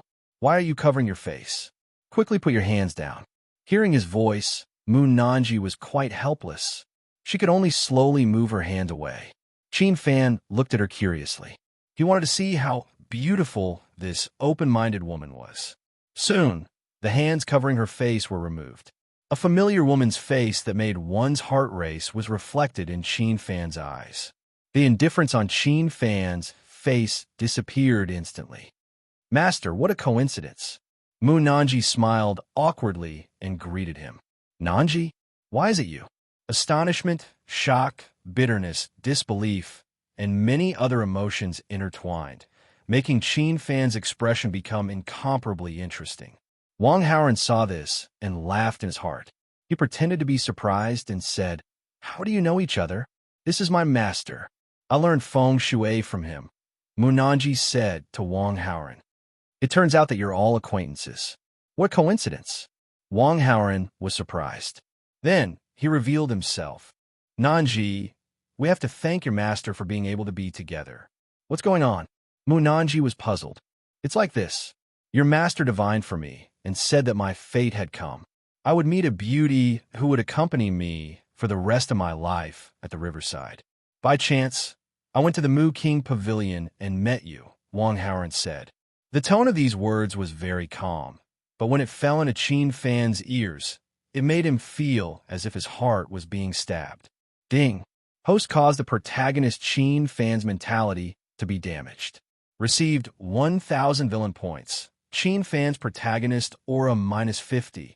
Host villain aura +50. Ding! Host caused the protagonist Qin Fan's mentality to be damaged. Received 1,000 villain points. Qin Fan's protagonist aura -50. Host villain aura +50. Ding! Host caused the protagonist Qin Fan's mentality to be damaged.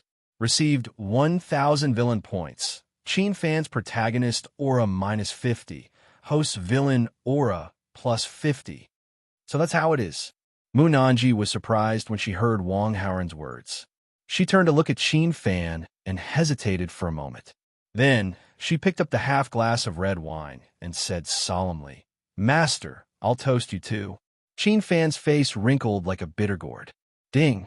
Host caused the protagonist Qin Fan's mentality to be damaged. Received 1,000 villain points. Qin Fan's protagonist aura -50. Host villain aura +50. Chapter 512. Qin Fan did not feel good about it. If his future brother-in-law had gotten a beautiful woman, he would not feel so bad. The key was that this was one of his favorite female disciples. Qin Fan knew Mu Nanji very well and knew that she was not a casual woman. She had probably never been in a relationship before. Everything that should be there was there. In the future, his future brother-in-law would probably take all of them. Qin Fan was filled with envy and jealousy. Speaking of which, wasn't this female disciple's taste too ordinary? After all, she had such a high attainment in feng shui and was now one of the most respected figures in the imperial city. Why did she like a rich second-generation heir? She was not short of money. What did she like about his future brother-in-law? It seemed that his future brother-in-law did not have anything worthy of praise other than his face. Looking at the face, women were really superficial creatures. Qin Fan was angry in his heart. He knew so many skills, but the only thing he lacked was that his appearance was a little ordinary. Master, Mu Nanji saw Qin Fan in a daze and asked curiously. Only then did Qin Fan react. He squeezed out an ugly smile and clinked glasses with Mu Nanji. Then, he symbolically took a sip of red wine. It was bitter, really bitter. When he drank the red wine, just now, he felt that it was delicious, but when he drank it now, it was really too disgusting. However, the only thing that comforted Qin Fan was that Wang Haoren would definitely be very grateful to him if he got the beauty back. He would also help him more and go to his sister, Tantai Yaoyue, to plead for him. Mu Nanji did not like drinking, but she was so happy that she took a big sip of wine. She choked and coughed a few times. Wang Haoren took a piece of tissue from the table and gently wiped the remaining wine from her mouth. Drink slowly, Wang Haoren said gently and scratched Mu Nanji's delicate nose. Mu Nanji's face was flushed red. It was unknown whether it was because of the wine or something else. Ding! Host has damaged the protagonist Qin Fan's mentality. Received 800 villain points. Qin Fan's protagonist aura -40. Host's villain aura +40. Qin Fan couldn't take it anymore. He stood up and said, I still have something to do. I'll be leaving first. After that, she left in a hurry and returned to Ma Hongxing's private room with a melancholy expression. Wang Haoren took a look at the series of system messages he had received before. He immediately felt much better. Judging from Qin Fan's reaction, although he was extremely jealous, he did not harbor any resentment. Everything was going according to Wang Haoren's plan. After Qin Fan left, the couple in the private room continued with their dinner. After dinner, Wang Haoren chatted with Mu Nanji for a while before driving her back to the Jinhao Hotel. Along the way, he did not make any excessive demands of Mu Nanji. Mu Nanji was a little sensitive because of that incident. Wang Haoren's action of keeping an appropriate distance made her feel very comfortable. After saying goodbye to Wang Haoren, Mu Nanji returned to her room in high spirits. I thought you wouldn't come back tonight. Biansuan opened the door and welcomed Mu Nanji in. She smiled teasingly. What are you thinking? We just met today. How can it be so soon? Mu Nanji retorted. You seem to be in a good mood. It seems like things went well. Quick, tell me what's going on. Biansuan's curiosity was aroused. Mu Nanji was too embarrassed to tell her the details, so she replied vaguely, We're already a couple. You guys met today? That's really fast. Biansuan was surprised. Mu Nanji was a little embarrassed. I didn't want it to be so fast, but I was afraid that I would miss the opportunity if I rejected him, so, all right, I'm not laughing at you. Instead, I'm happy for you. Biansuan stopped teasing her. Then, when are you going to bring your boyfriend out to meet me? Mu Nanji remembered what had happened before and asked. There's no hurry. Let's deal with the bigger issue first. Biansuan's expression became serious. Mu Nanji seemed to have understood something. She said in a low voice, Do you have news about Xiao Wanwan? Yes. Biansuan nodded. I've received the exact news. Xiao Wanwan faked her identity and is taking the postgraduate entrance examination at Qingling Normal University. I don't know what she's up to, but that's not important. What's important is that she's alone. We're in the dark while she's out in the open. In that case, it'll be easier for us to carry out our plan. Are you confident that you can control Xiao Wanwan? Mu Nanji was a little worried. She was afraid that she would alert Xiao Wanwan and cause her to go all out and release the video. If that happened, things would be bad. Mu Nanji could accept that her reputation would be damaged, but she could not accept losing her boyfriend because of it. I'm not confident if we do it openly, but if we don't follow the rules, I'm absolutely confident that I can control her. Besides, I have help, Biansuan said confidently. That's good. Mu Nanji was relieved. The two of them continued to discuss the details of how to deal with Xiao Wanwan. At that moment, Xiao Wanwan was still unaware that someone was plotting against her. Xiao Wanwan remembered the task given by the old master. She pretended to be a postgraduate student and live in normal campus life while monitoring Guyiro's movements. A day's time passed very quickly. After the evening class, Xiao Wanwan was ready to return to a rented house near the campus. Under the hazy moonlight, Xiao Wanwan walked on a dark path. The path was very quiet and there were no streetlights. No girl dared to walk on this path at night. However, Xiao Wanwan was skilled and daring. She was not afraid at all. Not long ago, she was stopped by some hooligans on this path. Of course, the hooligans were the ones who suffered. Those hooligans flirted with her, but the price they paid was that they lost 20 to 30 years of their lifespan. As usual, Xiao Wanwan was going to walk on this shortcut back to her place of residence. As she walked, she suddenly felt that there was someone behind her. Xiao Wanwan turned around abruptly, but she did not see anything. She thought that she was just being sensitive and did not pay much attention to it. However, after walking for a distance, she suddenly heard a slight sound. Xiao Wanwan tilted her body slightly. A silver needle that reflected the faint moonlight flew past her body and pierced into a tree trunk not far away. Xiao Wanwan looked in the direction where the needle came from. All she saw was Bien Suin slowly appearing from the darkness. The little fairy doctor actually resorted to this kind of sneak attack from behind. However, your sneak attack skills are really not that good. Xiao Wanwan sneered. She was proud that she had dodged Bien Suin's sneak attack. Bien Suin smiled, but did not say a word. Xiao Wanwan suddenly felt a little strange. She wanted to leave this place first, but the moment she lifted her foot, she felt a tap on her back. A gust of vital energy entered her body and sealed her acupoints, making her unable to move. Xiao Wanwan was shocked. "Who told you that I am alone?" Bien Suin asked with a smile. Chapter 5:13. Hearing Bien Suin's words, Xiao Wanwan wanted to say something, but before she could, she felt a sharp pain on her neck. The scenery in front of her blurred as she gradually lost consciousness and fell to the ground. Luo Qingqian reached out to hold her and asked Bien Suin, "This must be the holy maiden of the poison sect, Xiao Wanwan. Third sister, you wanted to deal with her. What should we do now? Second sister, leave the rest to me. I won't trouble you." Bien Suin walked forward and took Xiao Wanwan from Luo Qingqian. "What do you want to do?" Luo Qingqian asked curiously. "Second sister, I have my own plans. Don't ask. I'll tell you when I have the chance." Bien Suin carried Xiao Wanwan. Although her qi cultivation wasn't high, her strength wasn't weak compared to ordinary people. She didn't feel tired at all when she carried Xiao Wanwan. "Then be careful." Luo Qingqian saw Bien Suin acting mysteriously. Although she was curious, she didn't continue to ask. "Got it." Bien Suin nodded. She carried Xiao Wanwan and quickly left the quiet path, heading toward the Porsche that was parked nearby. The moonlight was dim and there was no one around.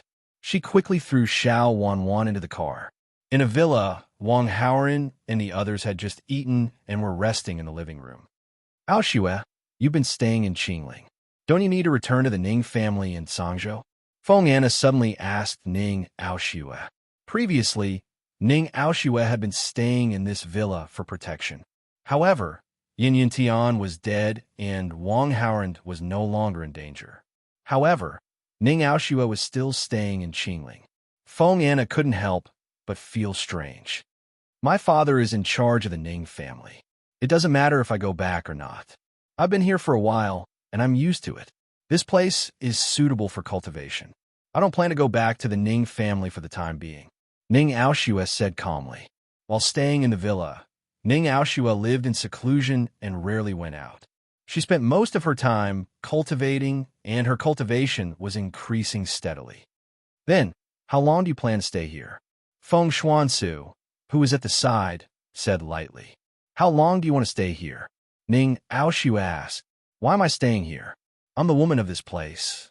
Feng Xuansu wanted to say that she was the mistress of this place, but she hadn't acknowledged her husband yet.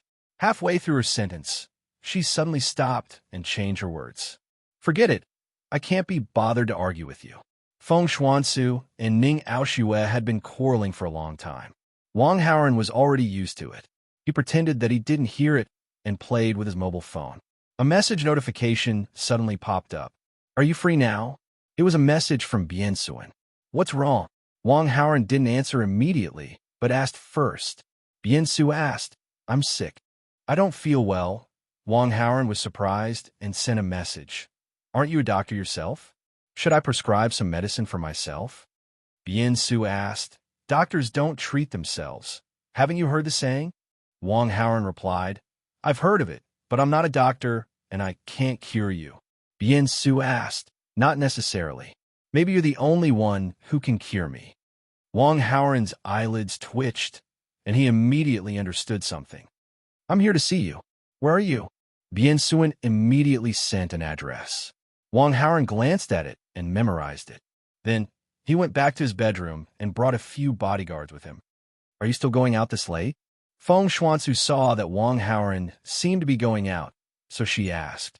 A few classmates asked me to go to an internet cafe to play games. I might stay up all night. I'm leaving. Wang Haoran waved at Feng Xuanzu and walked out of the hall with his car keys. Feng Xuanzu was resentful. Are games that fun? Playing games this late at night. Can't you play something else? However, as a virtuous woman, she did not say much.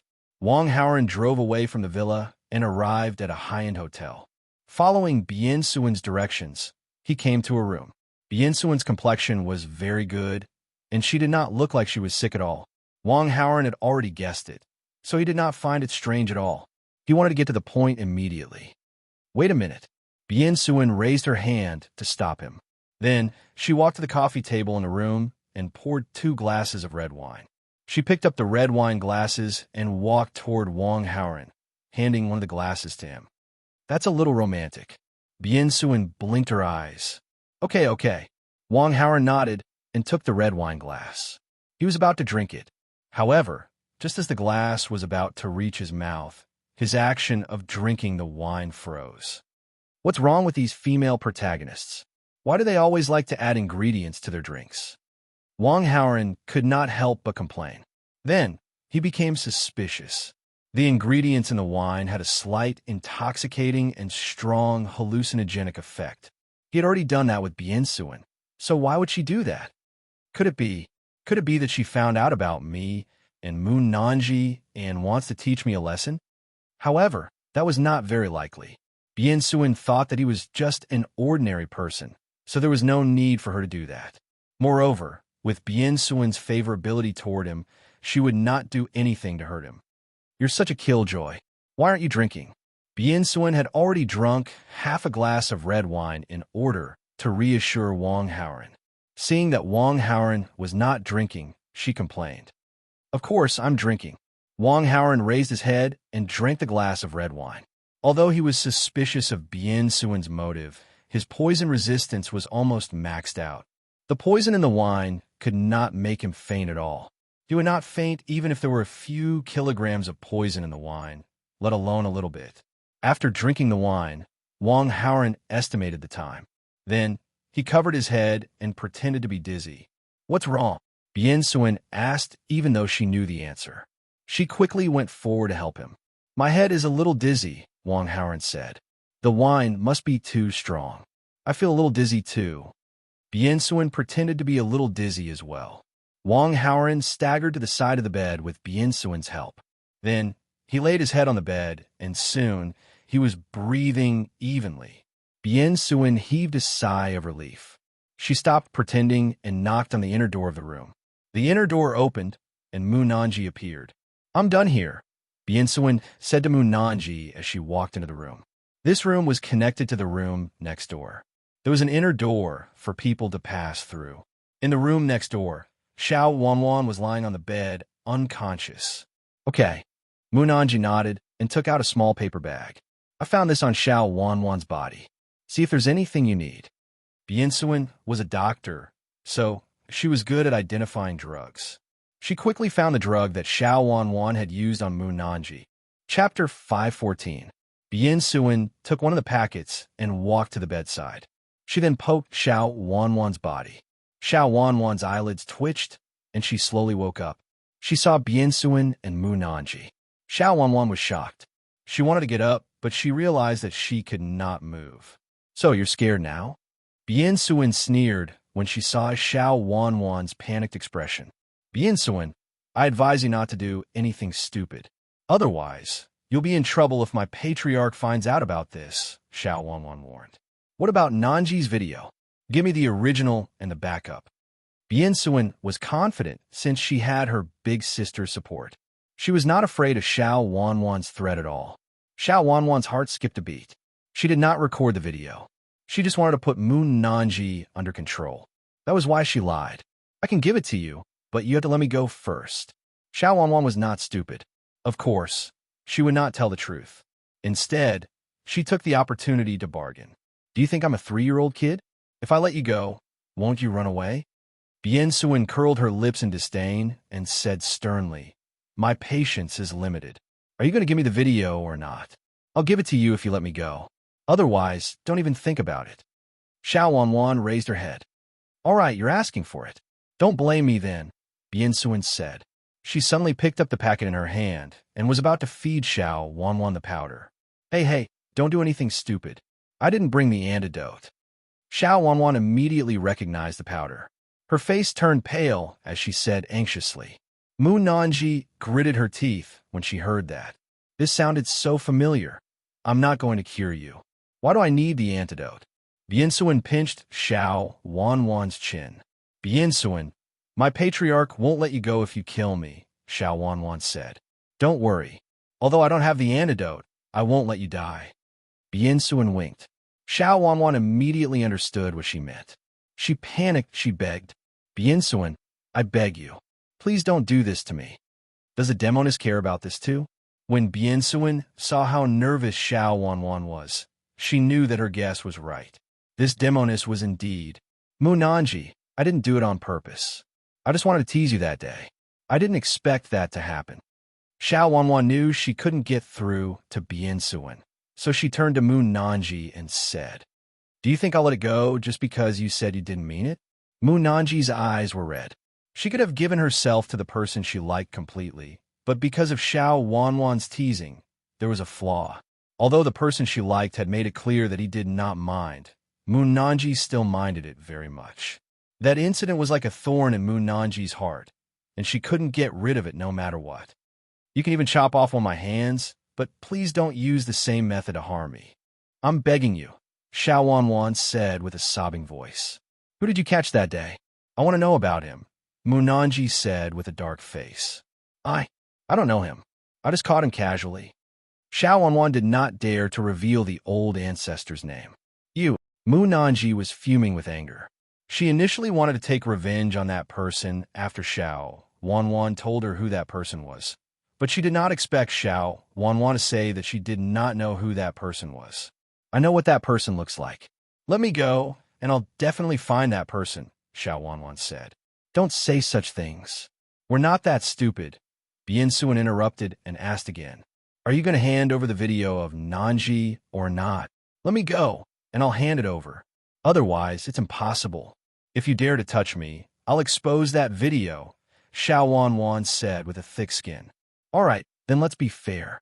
You have something on Nanji, and let Nanji have something on you. This way, you won't dare to expose it. Biansuan reckoned that it was about time.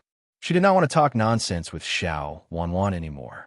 She pinched Xiao Wanwan's chin and fed her the powder. Biansuan, you bad woman. I curse you to be abandoned by a man. You'll be heartbroken and hang yourself. Xiao Wanwan saw that there was no turning back, and her face turned ugly.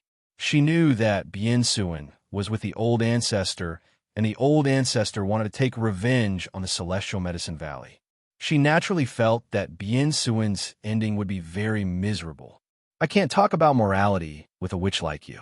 As for whether I'll be abandoned or not, you're worrying too much. My boyfriend and I are very loving. Biansuan did not take Xiao Wanwan's words to heart. Xiao Wanwan was furious. She wanted to scold a few more times, but the poison suddenly took effect. She could not even speak properly, and her vision became blurry.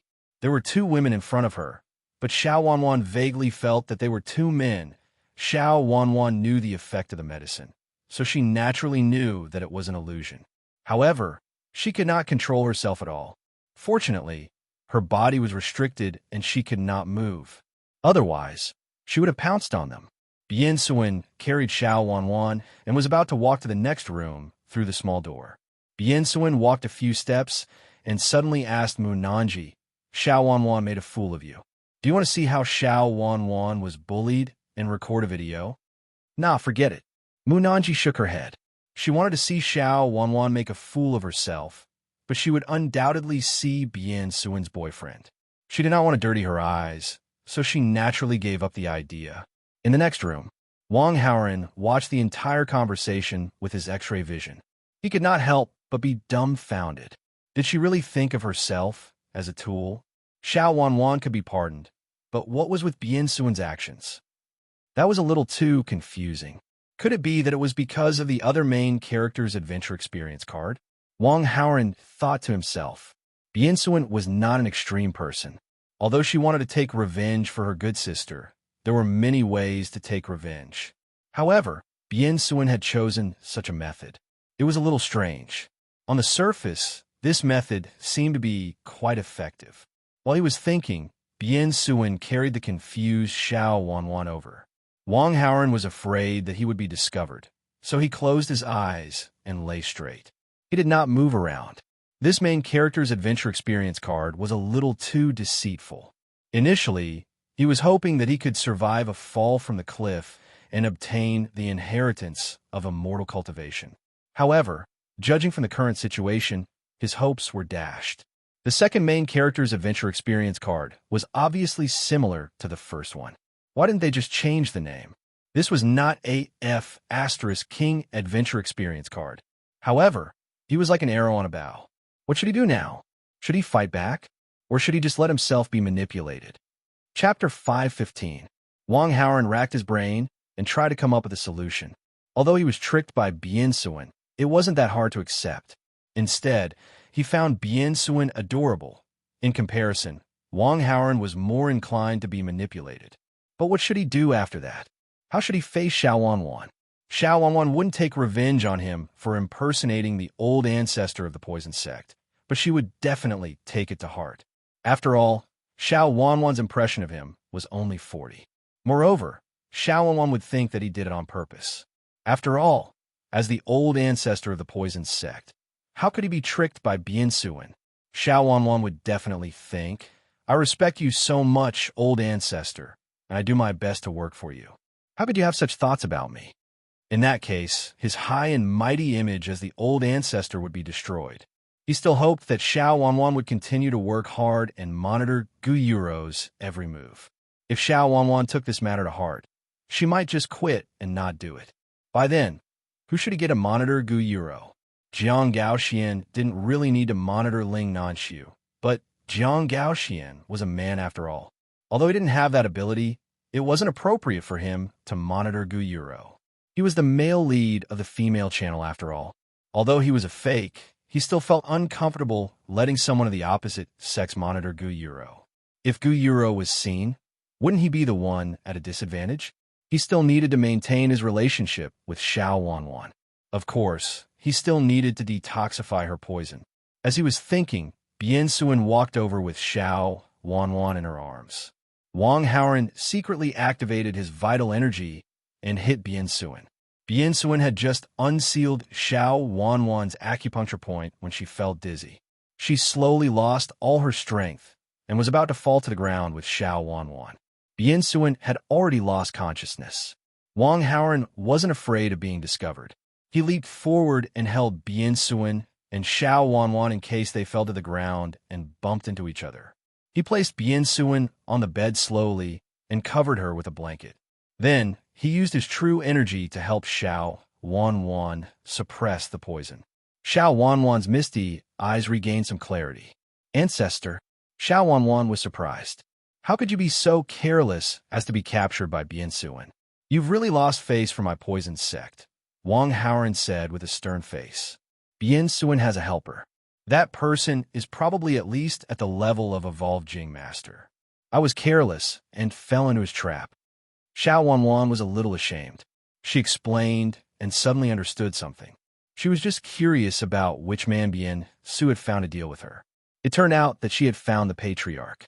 I can only help you suppress the poison temporarily. You should bring the antidote and quickly cure the poison yourself," Wang Haoran said calmly. Xiao Wanwan's face turned pale and her lips trembled. "I didn't bring the antidote. It's fine if you didn't bring it last time, but you didn't bring the antidote this time?" Wang Haoran had already noticed, but he still scolded her on the surface.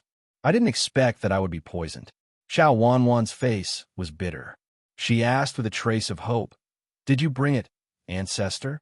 Wang Haoran was silent. Xiao Wanwan immediately understood. She had asked the patriarch a similar question before, but Mu Nanji was the one who suffered at that time. This time, it was her. A wave of panic gushed out from Xiao Wanwan's heart.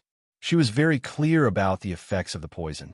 Without the antidote, she would definitely die. Unless Xiao Wanwan's eyes, which had lost focus due to panic, focused again and looked at the patriarch. Wang Haoran pretended not to understand and said solemnly, "Wanwan will definitely die after you die. Wanwan, after you die, I'll definitely find Biansuan for revenge. I'll even bury everyone in the immortal Dr. Valley with you. Don't worry." Xiao Wanwan was touched when she heard that. She thought that the patriarch really cared for his subordinates and valued her so much. However, she soon realized that something was wrong. Actually, she wasn't doomed to die. There was still a glimmer of hope. Who would want to die if they could live? "Patriarch, I don't want to die yet. Is there any other way that I won't lose?" Xiao Wanwan asked under the urge of survival. "If there was any other way, I could have cured Mu Nanji. Why would I do that? Do you really think that I'm after Mu Nanji?" Wang Haoran's face darkened. He had the demeanor of an expert who disdained beauty. "That's not what I meant, patriarch." Xiao Wanwan quickly shook her head. "Wanwan, dying from this poison will be very miserable. If you want to die easily, I can give you a quick death." A vicious glint flashed through Wang Haoran's eyes. He looked like the poison-sex patriarch who would kill without batting an eyelid. "I'm still young. I don't want to die."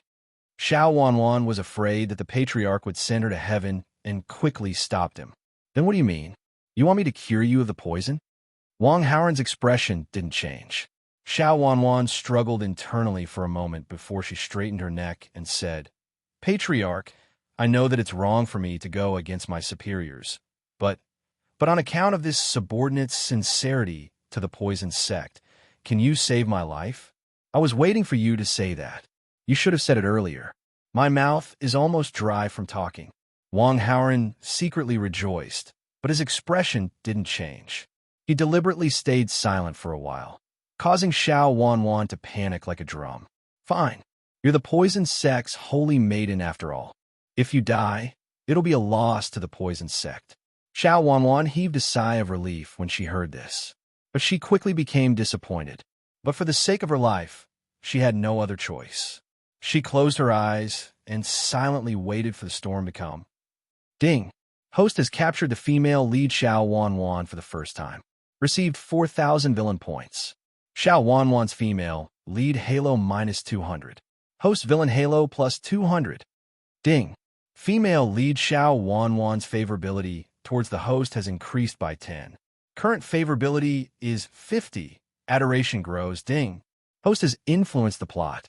Received 1,000 villain points. Looking out the window, the sky outside was starting to brighten. Unknowingly, it was already daybreak. Wang Haoran moved Biansuan to the ground and undid her sleeping acupoint. He then returned to the bed and pretended to be asleep. Biansuan slowly woke up.